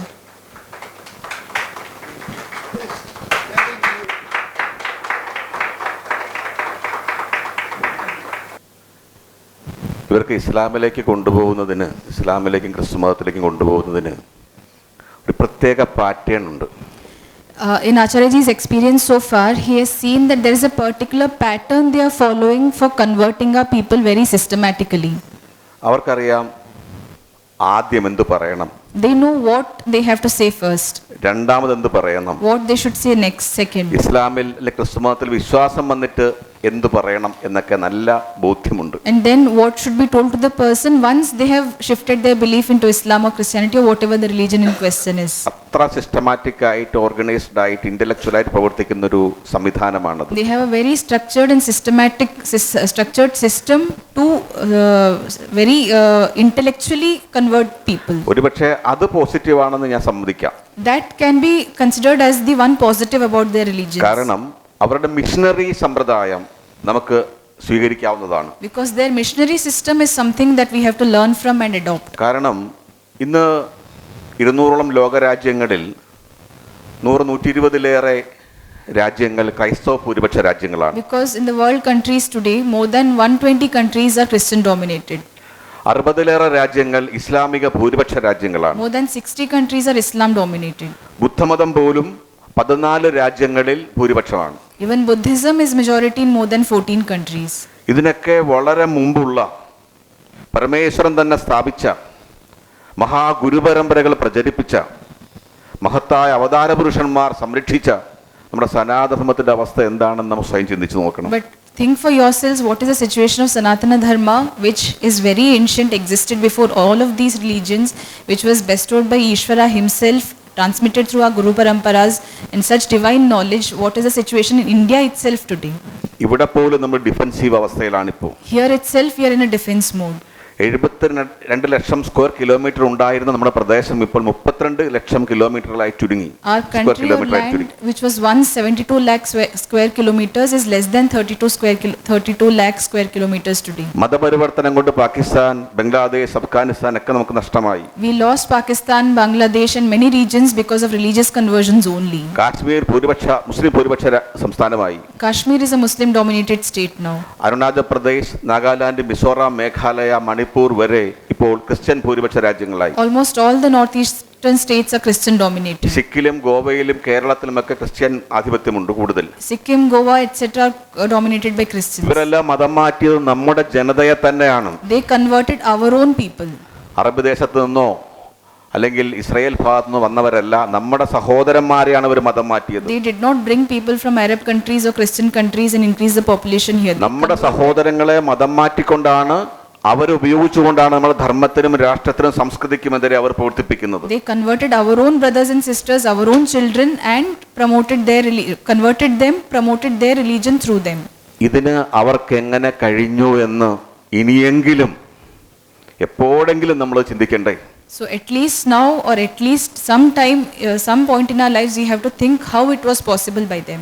നമ്മുടെ ധർമ്മത്തിന്റെ കുഴപ്പം കൊണ്ടല്ല, It is not because we lack something in our dharma, അവരുടെ മതത്തിന്റെ മഹത്വം കൊണ്ടുമല്ല, or it is not because their religions are great. നമുക്കില്ലാത്തതും അവർക്കുള്ളതുമായ ഒരു രഹസ്യമാണ് അതിന് പിന്നിൽ. But the secret is something we lack and what they have today. നമ്മുടെ പരാജയ കാരണവും അവരുടെ വിജയ രഹസ്യവുമായി നിൽക്കുന്നത് ആ സിസ്റ്റമാണ്. It is that system which is the reason for why we are in such a defense mode today and why they are winning over us. അതിന് പറയുന്ന പേരാണ് മിഷനറി സംവിധാനം. It is this missionary system. നമ്മൾ മിഷണറിമാരെന്ന് പറയുമ്പോൾ നമ്മുടെ വീട്ടിൽ ലഘുലേഖയുമായി വരുന്ന ആൾക്കാരെയാണ് നമ്മൾ സാധാരണ കാണുന്നത്. When we say missionaries, the picture we get in our mind is people who are coming to our houses handing out pamphlets or banners. തെരുവുകളിൽ മെഗാഫോണുമായി പ്രസംഗിക്കുന്നവരെ ആയിരിക്കും നിങ്ങൾ കാണുന്നത്. Or you might think of people who are talking on megaphones on streets. പക്ഷെ അവർ അടുത്തട്ട് പ്രവർത്തകർ മാത്രമാണ്. But that is only the root level activity. ഗവേഷകന്മാർ, അധ്യാപകന്മാർ, പരിശീലകന്മാർ, ഡിബേറ്റർമാർ, പുരോഹിതന്മാർ, മൗലവിമാർ, പാസ്റ്റർമാർ ഉൾപ്പെടെയുള്ള ഒരു വലിയ നെറ്റ്വർക്കാണ് മിഷണറി വ്യവസ്ഥ എന്ന് പറയുന്നത്. It is a very extensive network of teachers, debaters, researchers, Maulavis, their religious leaders who are part of this missionary system. ലക്ഷക്കണക്കിന് മിഷണറിമാരാണ് ശമ്പളത്തോടു കൂടിയും അല്ലാതെയും പ്രവർത്തിക്കുന്നത്. Lakhs of people are working as missionaries to promote their religions with salary or without.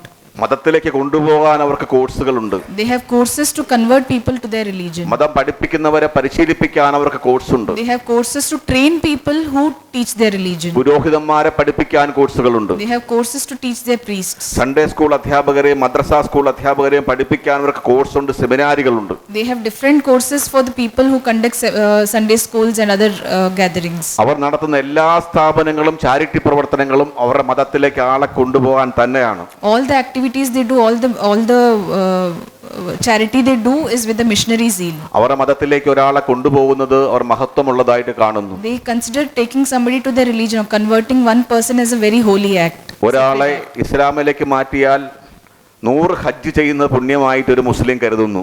A Muslim thinks that converting one person is equivalent to performing 100 Hajj pilgrimages. അതിനുവേണ്ടി മരിച്ചാൽ അവനെ സ്വീകരിക്കാൻ 72 ഹൂറിമാര് കാത്തിരിക്കുന്നുണ്ടെന്ന് അവൻ വിചാരിക്കുന്നു. And he thinks that dying for his religion Islam, if he dies, then 72 virgins are waiting for him. ഇങ്ങനെ അന്ധമായി വിശ്വസിച്ചുകൊണ്ടാണ് മുന്നേറുന്നത്. So it is because of this blind belief that they are working very hard to convert our people. അവരുടെ വരുമാനത്തിന്റെ 20% അവർ ഈ മതപ്രചരണത്തിന് വേണ്ടി ചെലവാക്കുന്നു. They are spending more than at least 20% of their incomes for religious activities. ഈ സിസ്റ്റത്തെ എതിരിടണമെങ്കിൽ നമുക്കും ധർമ്മപ്രചാരക missionary സംവിധാനം വേണം. If we have to overcome and fight against their missionary system, we also have to have a very strong missionary system.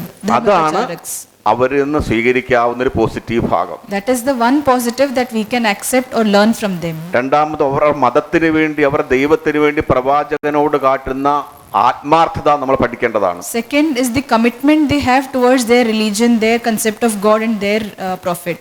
അവരുടെ വീടുകളിൽ ഉള്ള നിത്യപ്രാർത്ഥനയിൽ, കുടുംബ പ്രാർത്ഥന, അത്താഴ പ്രാർത്ഥന കൊണ്ട് അവർ പ്രാർത്ഥിക്കുന്നത് അവരുടെ കുടുംബത്തിലേക്ക് ഒരു പുരോഹിതൻ ഉണ്ടാകണമേ എന്നാണ് അവർ പ്രാർത്ഥിക്കുന്നത്. Even in their daily prayers or family prayers or whatever prayers they pray that there must be a child born in their house who works for their religion. ഒരു മൗലവി ഉണ്ടാകുന്നത്, ഒരു പാസ്റ്ററോ ഒരു പള്ളിയിലച്ഛനോ കന്യാസ്ത്രീയോ ഉണ്ടാകുന്നത് അഭിമാനകരമായി അവർ കാണുന്നു. They consider having a Maulavi or a sister or a pastor or a nun born in their house is a very sacred thing.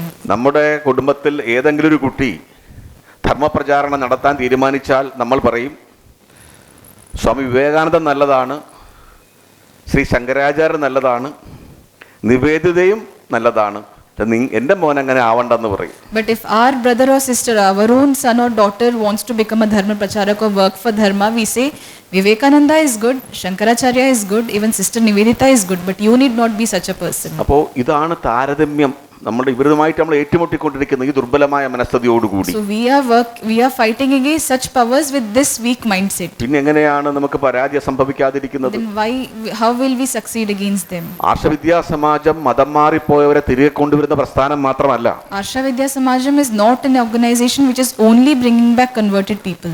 ഈ brain വാഷിങ്ങൾക്കെല്ലാം എതിരെ പൊരുതുന്നതോടൊപ്പം തന്നെ ഈ ബ്രെയിൻ വാഷിങ്ങൾക്കെല്ലാം കാരണമായ മൂല കാരണങ്ങൾ പോലും പരിഹരിക്കുന്ന പ്രസ്ഥാനമാണ്. Along with fighting against these 6 brainwashing strategies, it is also finding a solution to the root cause of these 6 brainwashing powers. അതിനു പുറമെ സനാതനധർമ്മത്തോടുള്ള പഞ്ചമഹാകർത്തവ്യങ്ങൾ നിർവഹിച്ചുകൊണ്ട് ലോകത്തിൽ എല്ലായിടത്തും എത്തിക്കുവാൻ വേണ്ടി പൊരുതുന്ന യുഗനിർമ്മാണ പദ്ധതിയുടെ മുന്നോട്ട് വയ്ക്കുന്ന പ്രസ്ഥാനമാണ്. It is also an organization which is putting forward a Yuga Nirmana Paddhati, like G said in the beginning, epoch making project to transform the world itself and take Sanatana Dharma to the whole world through the Panchamahakartavyas. അതിന്റെ പ്രവർത്തനങ്ങൾ ഇവിടെ തുടങ്ങാനാണ് നമ്മൾ നിങ്ങളോട് വിനീതമായിട്ട് അഭ്യർത്ഥിക്കുന്നത്. So to expand these activities in Tamil Nadu also, Acharyaji is again appealing to you for your support.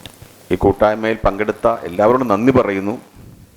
പക്ഷേ ഇത് ഇവിടെ മാത്രം ഒതുങ്ങരുത് എന്നാണ് പറയാനുള്ളത്. Acharyaji is saying thank you to all of you, but he is also saying that we must not limit ourselves to just this gathering today. നമ്മുടെ പല പ്രവർത്തനങ്ങളും പരാജയപ്പെടാനുള്ള കാരണം ചില സമ്മേളനങ്ങൾ ഒതുങ്ങുന്നു എന്നുള്ളത് കൊണ്ടാണ്. The reason why we are not successful in many situations is because we are restricting ourselves to just certain gatherings. സമ്മേളനങ്ങളിൽ നിന്ന് ആരംഭിക്കണം.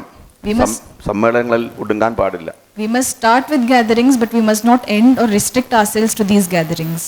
ഇവിടെ കോയമ്പത്തൂർ ആർഷവിദ്യാ സമാജത്തിൻ്റെ കൗൺസിലിംഗ് ക്ലാസ്സുകൾ പ്രവർത്തനങ്ങളെല്ലാം നടത്താൻ പറ്റുന്ന ഒരു സഹായ സഹകരണങ്ങൾ നിങ്ങൾക്കാണ് ചെയ്തു തരാൻ കഴിയുക. It is you who can support us in bringing our activities here, to start counseling, to start our courses and do our activities here. തമിഴ്നാട്ടിൽ നിന്നും നിരവധി കുടുംബങ്ങൾ തിരുവനന്തപുരത്തെ ആർഷവിദ്യാ സമാജം കേന്ദ്രത്തിൽ എത്താറുണ്ട്. Many families from Tamil Nadu, many counseling cases have come to our center in Trivandrum. Christian വിഭാഗത്തിലേക്കും ഇസ്ലാം വിഭാഗത്തിലേക്കും മതം മാറിപ്പോയ നിരവധി ആൾക്കാരെ ഇങ്ങോട്ട് വരാറുണ്ട്. Many cases of people who had converted to Christianity or Islam or other ideologies were brought to our center from Tamil Nadu. സുന്ദരേശ്വരൻ്റെയും Meenakshi അമ്മയുടെയും മുരുകൻ്റെയും സിദ്ധന്മാരുടെയും മഹാത്മാക്കളുടെയും ഭാരതീയ സംസ്കൃതിയുടെ അടിത്തറയായിരുന്ന ഈ നാട് തിരികെ പിടിക്കണ്ടേ എന്നുള്ളതാണ് നിങ്ങൾ ചോദിക്കാനുള്ളത്. Acharyaji is asking, shouldn't we reclaim this land which is the land of Sri Muruga and Sundareshwara and Meenakshi Amma and many great siddhas and mahatmas, reclaim it back and transform it? അതോ സനാതന ധർമ്മത്തെ ഉന്മൂലനം ചെയ്യണമെന്ന് പറയുന്നവരുടെ കൂട്ടത്തിലാണോ നമ്മൾ നിൽക്കേണ്ടത്? Or should we stand with people who say that Sanatana Dharma must be eradicated? നമ്മളാണ് തീരുമാനമെടുക്കേണ്ടത്. It is we who have to take the decision. നമ്മൾ എടുക്കുന്ന ഡിസിഷൻ ഭാവി തലമുറയെ സ്വാധീനിക്കുന്ന ഒന്നാകുന്ന ഉറപ്പാണ്. It is sure that what decision we take today will affect the future generations. നമ്മളിപ്പോൾ ചെയ്യുന്ന ഓരോ പ്രവർത്തനങ്ങളും ഓരോ കാൽവെപ്പും വരും തലമുറകളെ രക്ഷിക്കാൻ വേണ്ടിയിട്ടുള്ളതാണ്. Whatever we are doing today, everything, every step, every action is because we want to safeguard our future generations. സമയം വൈകിട്ടൊന്നുമില്ല. It's not late yet. പക്ഷേ ഇനിയും നമ്മൾ മടിച്ചു നിന്നാൽ അടുത്ത തലമുറ നമ്മളോട് ചോദിക്കും, ഇതൊക്കെ നടക്കുമ്പോൾ പൂർവികരെ നിങ്ങൾ എവിടെയായിരുന്നു ചോദിക്കും. But if we are hesitant to take the step today, then our future generations will question us, where were you or what were you doing when all this was happening? എല്ലാവർക്കും അതിൻ്റെ സദ്ബുദ്ധി ഉണ്ടാവട്ടെ എന്ന് പ്രാർത്ഥിക്കുന്നു. നന്ദി, നമസ്കാരം. ഒരു ക്വസ്റ്റ്യൻസ് പറഞ്ഞു. You have been talking about girls. Lot of young boys are converting. They are adopting Islam. What is that? Arshavidya സമാജത്തിൻ്റെ കൗൺസിലിംഗ് കൊണ്ട് തിരികെ വന്ന 8,000-ലേറെ പേരിൽ ആയിരക്കണക്കിന് പുരുഷന്മാരാണുള്ളത്. Among the 8,000 people that Arsha Vidya Samajam has brought back, it is not just women, there are more than 1,000 men also. പലർക്കും സമൂഹത്തിന് പല തെറ്റിദ്ധാരണകളുണ്ട്. Many, usually in society, people have certain misconceptions. ഒന്നാമത്തെ തെറ്റിദ്ധാരണ ലവ് ജിഹാദ് മാത്രമേ ഉള്ളൂ എന്ന് പറയുന്നതാണ് ഒരു തെറ്റിദ്ധാരണ. First misconception is that they think there is only love jihad. 30-ലേറെ ബ്രെയിൻ വാഷിംഗ് തന്ത്രങ്ങൾ ഇസ്ലാം മുന്നോട്ട് വയ്ക്കുന്നുണ്ട്. Islam has more than 30 brainwashing strategies. Love jihad, indoctrination jihad, land jihad, narcotic ജിഹാദ്, ഇങ്ങനെ 30-ലേറെ ജിഹാദിയൻ ടാക്ടിക്സ് ഉണ്ട്. Different ways through which they perform jihad and bring people to their religion. അതിലെല്ലാം പെട്ട് പുരുഷന്മാരും സ്ത്രീകളും ഒക്കെ മതം മാറുന്നുണ്ട്. And it is not just women or ladies who are falling prey to their conversion activities, it is men also who are getting influenced. 2-3 മാസം മുമ്പ് കാനഡയിൽ നിന്നും ഓസ്ട്രേലിയയിൽ നിന്നും ഒരു ഫാമിലിയിലെ ആൾക്കാർ വന്നിരുന്നു. 2 or 3 months back, there were families from Canada and Australia who had come to Arsha Vidya our Samajam. അവിടെ നിന്ന് ഇങ്ങോട്ട് വന്നതാണ്. They came to Arsha Vidya Samajam from so far. അവർ ഇസ്ലാമിലേക്ക് അത് എല്ലാം പുരുഷന്മാരാണ്. And these were all boys, young boys. അവരെല്ലാം മതം മാറ്റപ്പെട്ടത് love ജിഹാദ് മൂലമോ നർക്കോട്ടിക് ജിഹാദ് മൂലമോ അല്ല, ഇൻഡോക്ട്രിനേഷൻ ജിഹാദ് മൂലമാണ്. They did not convert to Islam due to love jihad or narcotic jihad. It was through indoctrination. ഇവിടെ വന്നിരിക്കുന്ന പല സ്ത്രീകളും ലവ് ജിഹാദിൽപ്പെട്ട് വന്നവരല്ല, ഇൻഡോക്ട്രിനേഷൻ അഥവാ ബ്രെയിൻ വാഷിംഗ് ജിഹാദിൽപ്പെട്ടവരാണ്. Most of the women who are full-timers who have come here today, they are not all victims of love jihad. They are all victims of indoctrination jihad or brainwashing jihad. ഈ brain washing ജിഹാദിൽ ആദ്യം അവർ കുറച്ച് ചോദ്യങ്ങൾ നമ്മളോട് ചോദിക്കുന്നു. അവരുടെ തന്ത്രം ഇതാണ്, ആദ്യ തന്ത്രം അതാണ്, കുറച്ച് ചോദ്യങ്ങൾ ചോദിക്കുന്നു. Their first strategy is that they first ask us some questions. നമുക്ക് ഉത്തരം പറയാൻ, സാധാരണക്കാർക്ക് പഠിക്കാതെ ഉത്തരം പറയാൻ പറ്റാതിരിക്കുന്ന പല ചോദ്യങ്ങൾ ചോദിക്കുന്നു. Common ordinary Hindus who cannot answer such questions. Sreeraman എന്തിനാണ് സീതയെ ഉപേക്ഷിച്ചത്? Why did Sri Rama abandon Sita? Sreekrishnan എന്താണ് 16,008 ഭാര്യമാർ? Why does Sri Krishna have 16,008 wives? ഗണപതിക്ക് എന്താണ് ഇങ്ങനെ ആനത്തല? Why does Ganapati have a elephant head? Hanuman എന്തിനാണ് കുരങ്ങന്റെ മുഖം? Why does Hanuman have a monkey face? ഇങ്ങനെ പല ചോദ്യങ്ങളാണ് അവർ ആദ്യം ചോദിക്കുന്നത്. So these are some of the questions they ask to confuse us. ശാസ്ത്രീയമായ ശരിയായ സനാതനധർമ്മം പഠിക്കാത്ത ഒരാൾക്ക് ഇതിന് മറുപടി പറയാൻ കഴിയില്ല. Somebody who has not learned Sanatana Dharma systematically and scientifically will not be able to face such questions. അപ്പോൾ നമ്മൾ അവരെ പഠിക്കാത്ത ആൾക്കാർ ഒഴിവാക്കാൻ നോക്കും. So we will tend to ignore people who have not learned about it. ഇല്ലെങ്കിൽ കൺഫ്യൂഷനിലാകുവർ. Or they will get confused. ഇങ്ങനെ confusion സ്റ്റേറ്റിലാക്കി കഴിഞ്ഞാൽ അടുത്ത തന്ത്രം വരികയായി. Once the person is confused, they'll take their next strategy. പിന്നെ വിമർശനങ്ങളാണ്. Then they come with criticisms. പിന്നെ അധിക്ഷേപങ്ങളാണ്. Then they come with accusations. അവസാനം ഒരു അപകർഷതാബോധം നിറഞ്ഞ അവസ്ഥയിലേക്ക് ഈ കുട്ടികൾ മാറും. Then they create an inferiority complex in the minds of these people. കാരണം നമ്മുടെ കുട്ടികളൊന്നും പഠിക്കാതെയാണ് വരുന്നത്. Because our children, our Hindu kids, they do not know about their dharma. പക്ഷെ നമ്മുടെ ഇടതുവശത്തും വലതുവശത്തും ഇരിക്കുന്ന സഹപാഠികൾ മദ്രസയിൽ നിന്നും സൺഡേ സ്കൂളിൽ നിന്ന് പഠിച്ചു വന്നവരാണ്. But our classmates who are sitting on either sides have learned their religion through madrasas or Sunday schools. അപ്പോൾ ഈ LKG ക്ലാസ് മുതൽ ഇത് ആരംഭിക്കുകയാണ്. So this is starting right from LKG level. ഇങ്ങനെ കുറേ നാൾ കഴിയുമ്പോൾ ഒന്നുകിൽ ഹിന്ദു എന്ന് പറയാൻ തന്നെ ലജ്ജിക്കുന്ന അവസ്ഥയിലേക്ക് വരും. So when this continues for a certain period of time, they will start feeling hesitant to call themselves Hindus. ചിലർ അങ്ങോട്ട് മാറാൻ പോകും. Some people will tend to convert. അപ്പോൾ ഇന്ന് 2 തരം കുട്ടികളെ ഉള്ളൂ. There are only 2 kinds of people. ഒന്ന് അങ്ങോട്ട് മാറാൻ പോകുന്നവർ, അല്ല മാറിയ കുട്ടികൾ.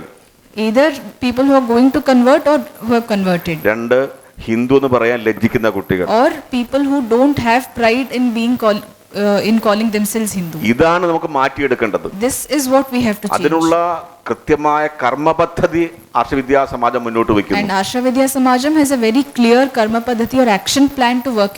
2030 ലോകം മുഴുവൻ എത്തിക്കുമെന്ന് പറഞ്ഞ് വെറുതെ അല്ല. അതിന് ഓരോ വർഷത്തെ ടാർഗറ്റ് ഉണ്ട്, ഓരോ മാസത്തെ ടാർഗറ്റ് ഉണ്ട്, വീക്ക്ലി ടാർഗറ്റ് ഉണ്ട്, ഡെയിലി ടാർഗറ്റ് ഉണ്ട്, അവർലി മോണിറ്ററിംഗ് ഉണ്ട്. When Acharya says that 2030 mission will promote Sanatana Dharma to the whole world, it's not just a plain promise. We have a weekly, yearly target, monthly target, weekly target, even a daily target, hourly monitoring also. അപ്പോൾ അങ്ങനെയുള്ള ഒരു ദിവ്യ പ്രസ്ഥാനത്തിലേക്കാണ് അതാണ് നിങ്ങളെ പരിചയപ്പെടുത്തുന്നത്. So Arsha, we are welcoming you to be a part of this divine mission. തിരുവനന്തപുരത്ത് ബാലരാപുരത്താണ് നമ്മുടെ കേന്ദ്രം. നമ്മൾ ഒരു കാര്യം ഒന്ന് പറഞ്ഞോട്ടെ. ഈ പ്രവർത്തനം വളരെ നല്ലൊരു മനസ്സാണ്. നമ്മളുടെ സമൂഹത്തിന് വേണ്ടി, സമാജത്തിന് വേണ്ടി എന്തെങ്കിലും ചെയ്യണമെന്നുള്ള ബോധ്യം വളരെ നമ്മൾ പ്രശംസാർഹിക്കുന്ന കാര്യമാണ്. This mindset or attitude that we want to do something for Hindu Dharma is definitely welcome and appreciable. പക്ഷെ നമ്മൾ ഇന്ന് നേരിടുന്ന പ്രശ്നങ്ങളെക്കുറിച്ച് പര്യാലോചിക്കുമ്പോൾ എന്തെങ്കിലും പ്രവർത്തനം ചെയ്തിട്ട് ഇതുപോലുള്ള സുസംഘടിതമായി മിഷണറി സംവിധാനത്തിനെതിരെ പൊരുതാൻ കഴിയില്ല. But when we think about the problems and threats today, it is not just enough, we must be enough to face this huge missionary system from നമ്മുടെ the other ഏത് side. പ്രശ്നം വെല്ലുവിളി പരിഹരിക്കാൻ സനാതനധർമ്മം മുന്നോട്ട് വയ്ക്കുന്ന 4 സ്റ്റെപ്പുകളുണ്ട്. Sanatana Dharma puts forward a very clear problem solving strategy. ഒന്ന്, പ്രശ്നത്തെ, വെല്ലുവിളികളെ, ഭീഷണികളെ സമഗ്രമായി വിലയിരുത്തുക. The first is to evaluate the problem completely and comprehensively. രണ്ടാമത്തേത്, ഈ പ്രശ്നത്തിൻ്റെ വെല്ലുവിളികളുടെ കാരണം കണ്ടെത്തുക. Second is to find the root cause of these problems or challenges. അത് നമ്മുടെ പ്രശ്നങ്ങളാണോ, ആന്തരികമായ ദൗർബല്യങ്ങളാണോ, ബാഹ്യമായ ഭീഷണികളാണോ, ഇത് രണ്ടും കൂടി ഉണ്ടോ, ഇത് ശരിയായിട്ട് വിലയിരുത്തുക. You have to understand whether it is our internal problem or is it an external problem or a combination of both. മൂന്നാമത്, ഈ പ്രശ്നത്തെയും പ്രശ്നത്തിൻ്റെ കാരണങ്ങളെയും ഒരുപോലെ സമൂലമായി ടോട്ടലായി പരിഹരിക്കുന്ന ഒരു സമഗ്ര കർമ്മപദ്ധതി ഉണ്ടാക്കുക. Third is to find out a proper problem solving strategy, action plan to root out the problem as well as its cause. നാലാമത്, മടുക്കാത്ത മനസ്സോടെ ജീവിത അവസാന ശ്വാസം വരെയും അവസാന ഹൃദയമിടിപ്പ് നിലയ്ക്കുന്നത് വരെയും പ്രവർത്തിക്കുന്ന രീതിയിലുള്ള കർമ്മയോഗ രീതി പ്രവർത്തിക്കാനുള്ള ഒരു മനസ്ഥിതി ഉണ്ടാക്കുക. Fourth is to have the mindset and attitude to work towards this solution until your last breath without stopping in between. പ്രശംസയോ സഹതാപമോ മാനമോ അപമാനമോ കാര്യമാക്കാതെ പോകുന്നവർ, without worrying about praise or without worrying about accusations or criticisms, in a complete karma yoga riti. പ്രകോപനമോ പരീക്ഷണങ്ങളോ പ്രലോഭനങ്ങളോ കൂസാതെ മുന്നോട്ട് പോകുന്നവർ.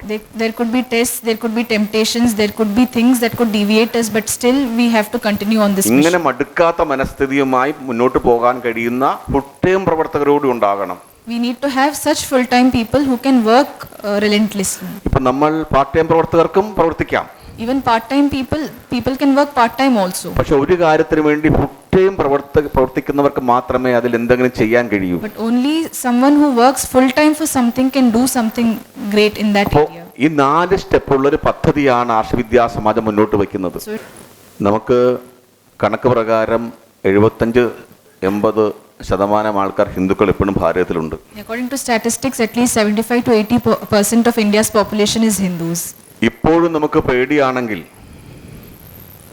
നമ്മളൊരു 5% കുറഞ്ഞാൽ മറ്റുള്ളവർ 5% കൂടിയാൽ എന്തായിരിക്കും സംഭവിക്കുക? So if we are scared even now, then what would happen if our population goes down 5% further or they go up 5%? പശ്ചിമ ബംഗാളിൽ 27% മുസ്ലിങ്ങളുള്ളൂ. In West Bengal, there is only 27% Hindus today. ബാക്കി എല്ലാവർക്കും ഹിന്ദുക്കൾ തന്നെയാണ്. കുറച്ച് ക്രിസ്ത്യാനികളുമുണ്ട്. 27% Muslims, rest is Christians and Hindus. എന്നിട്ടും അവിടെ ഹിന്ദുക്കൾ ജീവിക്കാൻ പറ്റാത്ത അവസ്ഥ ഇപ്പോൾ ഉണ്ടാകുന്നുണ്ടെങ്കിൽ നമ്മൾ ഭയം കൊണ്ട് മാറേണ്ട കാര്യമുണ്ടോ? നമ്മളതിന് അങ്ങനെയുള്ള അവസ്ഥയിൽ വളരെ സൈലൻ്റായ ബുദ്ധിപൂർവമായ പ്രവർത്തനങ്ങളാണ് നമ്മൾ നടത്തേണ്ടത്. So we have to do very silent and intelligent, we have to take silent, intelligent steps to overcome this. ഒരു കഥ പറയാൻ സമയം നിങ്ങൾ തരികയാണെങ്കിൽ അത് പറയാൻ ഞാൻ. If you have time, Acharyaji wants to tell a small story. അത് തിരുവിതാംകൂറിലെ കഥയാണ്, ഞങ്ങളുടെ തിരുവനന്തപുരത്തിന്റെ കഥയാണ്. It is a story of Tiruvidankor or Trivandrum or Travancore. അവിടെ ഒരു രാജാവ് ഉണ്ടായിരുന്നു, അദ്ദേഹത്തിന്റെ പേര് ശ്രീമൂലം തിരുനാൾ എന്നാണ്. There was a king in the past, very recent past. His name was Srimular Tirunal. അദ്ദേഹം ഒരു കാറിലാണ് ശ്രീപത്മനാഭ സ്വാമി ആദ്യമായിട്ട് ഒരു കാർ ലഭിച്ചു. He got a car through which he used to travel to Sri Padmanabha Swami temple every day. ഈ കാറിൽ ഒരിക്കൽ യാത്ര ചെയ്യവേ റോഡ് നിയമങ്ങളൊന്നും അറിയാതിരുന്ന ഒരു വഴിപോക്കൻ ആ കാറിന്റെ മുന്നിൽ പെട്ടുപോയി. So once when he was traveling or driving to the Sri Padmanabha Swami temple, a random person on the road who did not know any traffic rules at that time, fell under the car. വഴിപോക്കനെ കാറിടിച്ചു, വഴിപോക്കൻ മരിച്ചു. The car hit him and the person died there. ഇപ്പോൾ രാജാവിന് വളരെ പ്രയാസമായി. So the king was deeply saddened and hurt by this. ഇന്ന് മന്ത്രിയുടെ കാറിടിച്ച് രണ്ടുപേര് മരിച്ചാൽ പോലും മന്ത്രിക്ക് പ്രശ്നമൊന്നും ഉണ്ടാവില്ല. Today even a minister's car hits and 2 or 3 people, the minister has no problem. പക്ഷേ രാജാവിന് വളരെ പ്രയാസമുണ്ടായി. But this king, he was deeply hurt and sad that his car hit somebody and he died. അദ്ദേഹം ഇത് എന്തുകൊണ്ട് സംഭവിച്ചു, എന്താണ് ഇതിന് ദോഷപരിഹാരം എന്നറിയാൻ വേണ്ടി ഒരു ജ്യോതിഷിയെ വിളിച്ചു. So he called an astrologer to know why this happened or what is the solution or what is the parihara to this dosha. ജ്യോതിഷിയെ കബഡ് നിരത്തി പ്രശ്നമൊക്കെ വെച്ചിട്ട് പറഞ്ഞു, ഈ കാറ് ദുശകുനം പിടിച്ച ഒരു കാറാണ്, ബാഡ് ഓമൻ ആണ്. Astrologer said that this car is a bad omen. ഇപ്പോൾ ഒരു 5-6 പേരെ കൊന്ന കാറാണെങ്കിൽ അങ്ങനെ പറയില്ല.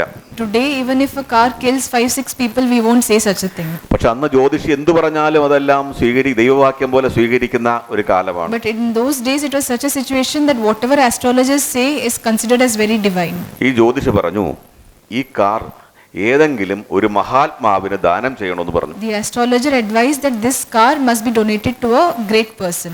ഈ കാറ് ഈ ജ്യോതിഷിക്ക് കൊടുക്കുമോ എന്ന് അദ്ദേഹം കരുതിയൊന്നും അറിയില്ല. Maybe the astrologer was thinking that the car would be gifted to him or given to him. പക്ഷെ രാജാവ് മഹാത്മാവിനെ തിരക്ക് നടന്നു. So the king was looking for great people or mahatmas to whom he could donate his car to. അന്ന് വളരെ ഉജ്ജ്വലരായിട്ടുള്ള ആധ്യാത്മിക ആചാര്യന്മാരുണ്ടായിരുന്നു കേരളത്തിൽ, തിരുവനന്തപുരത്ത് തന്നെ. In those days even Thiruvananthapuram itself, there were very great people, sannyasis living in that time. ചട്ടമ്പി സ്വാമികൾ, ശ്രീനാരായണ ഗുരുദേവൻ, കുറേ സദാനന്ദ സ്വാമികൾ, നിരവധി ആൾക്കാർ. Such great sannyasis were alive in those times.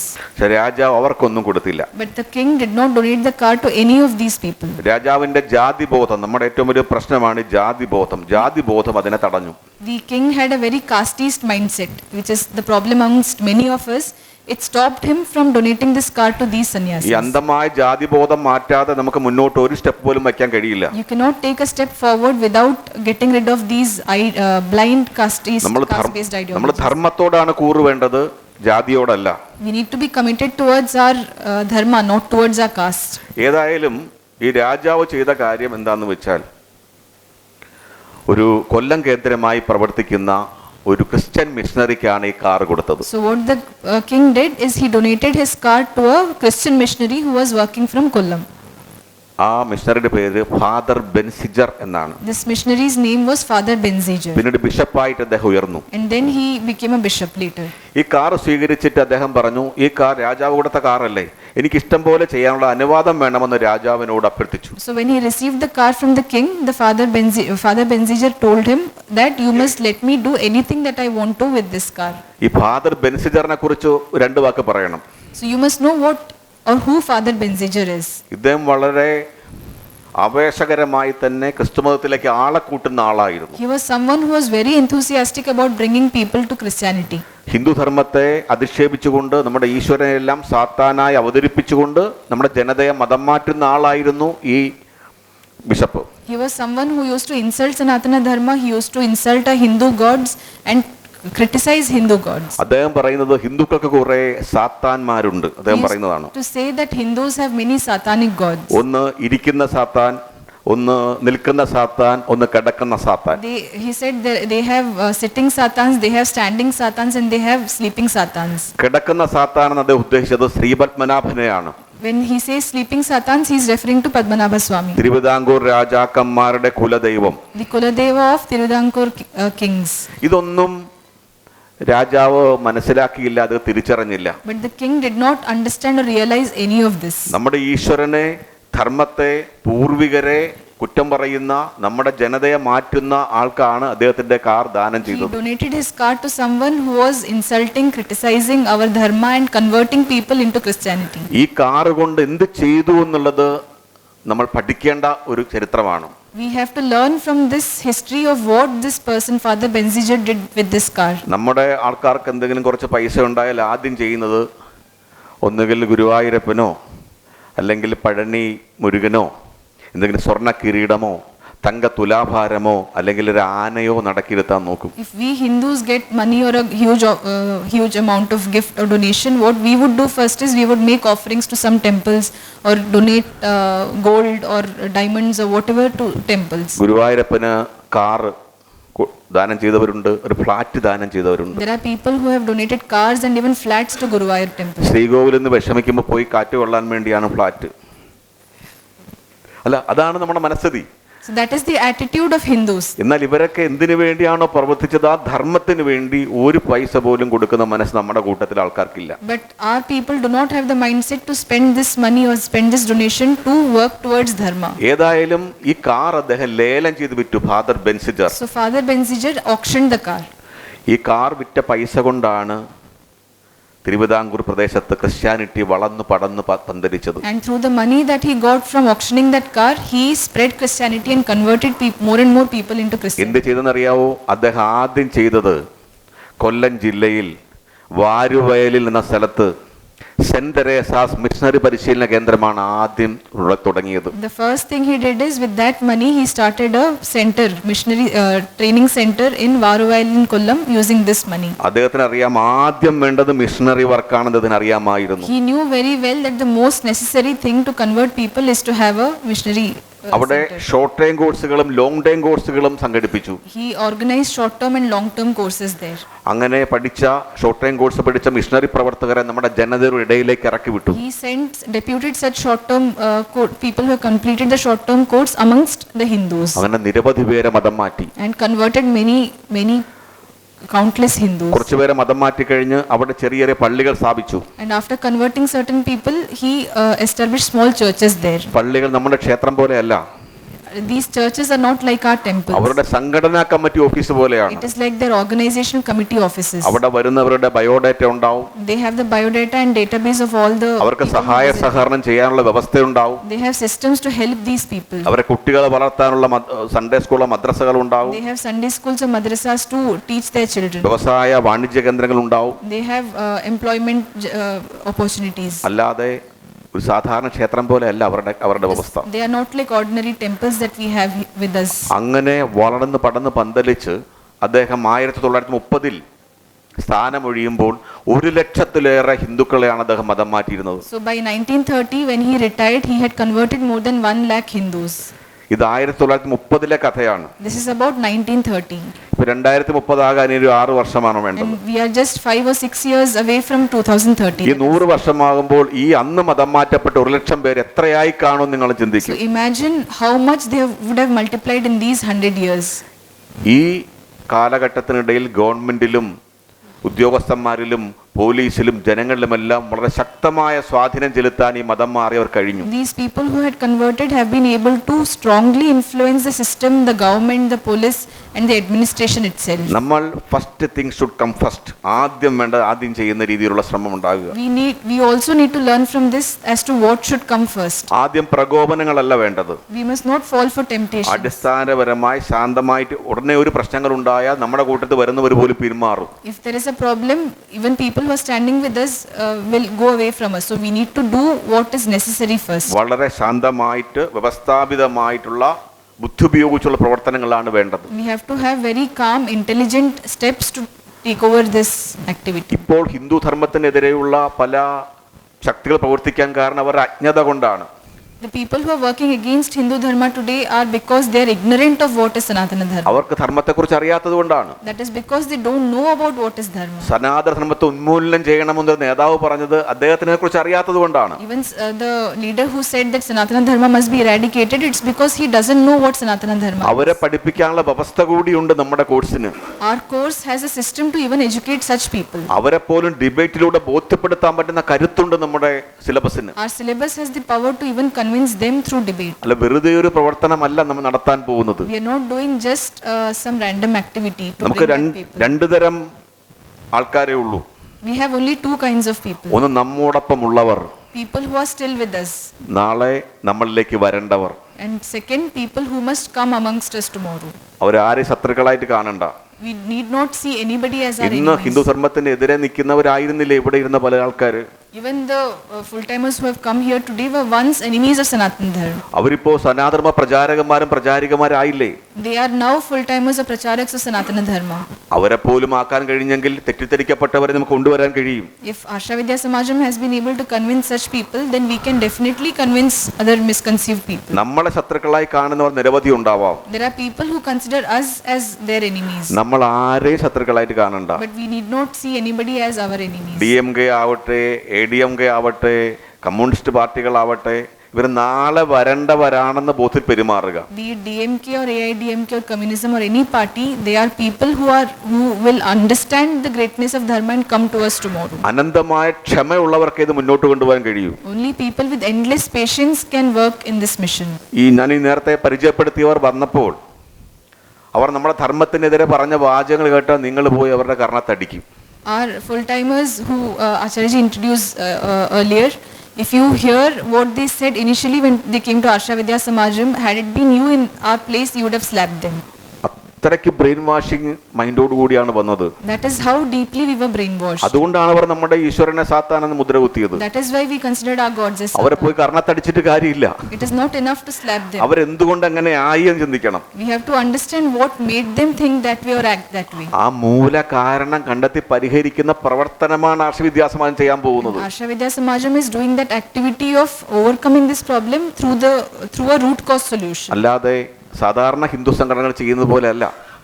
Not just what other Hindu organizations are doing. എന്നാൽ എല്ലാവരുമായി, എല്ലാ ഹിന്ദു സംഘടനകളുമായി ഒരുമിച്ച് ചേർന്നാണ് നമുക്ക് പ്രവർത്തിക്കേണ്ടത്. But we have to work with all Hindu organizations together. അല്ലാതെ നമ്മൾ വേറെ അവർ വേറെ എന്ന മൈൻഡ് സെറ്റ് ഇല്ല. We don't have the mindset that we are different and they are different. പക്ഷെ നമുക്ക് ശത്രുക്കളില്ല. But we don't have any enemies. നാളെ നമ്മളുടെ ആശയത്തിലേക്ക് വരേണ്ടവർ മാത്രമേ ഉള്ളൂ. There are only people who are going to come to Sanatana Dharma, come back to Sanatana Dharma. അങ്ങനെ പ്രവർത്തിക്കാൻ തയ്യാറുണ്ടെങ്കിൽ ഇത് സാധ്യമാവുക തന്നെ ചെയ്യും. It is possible if you are able to work with this mindset. നമ്മുടെ സിലബസ് വെച്ച് ആരെയും ബോധ്യപ്പെടുത്താം. Through our syllabus we can convince anybody.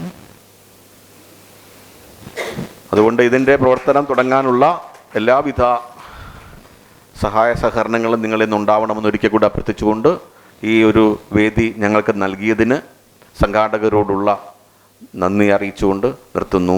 നന്ദി, നമസ്കാരം. Once again, we are requesting you to support us in our mission, and also thanks to the organizers for providing us this platform to talk to you today.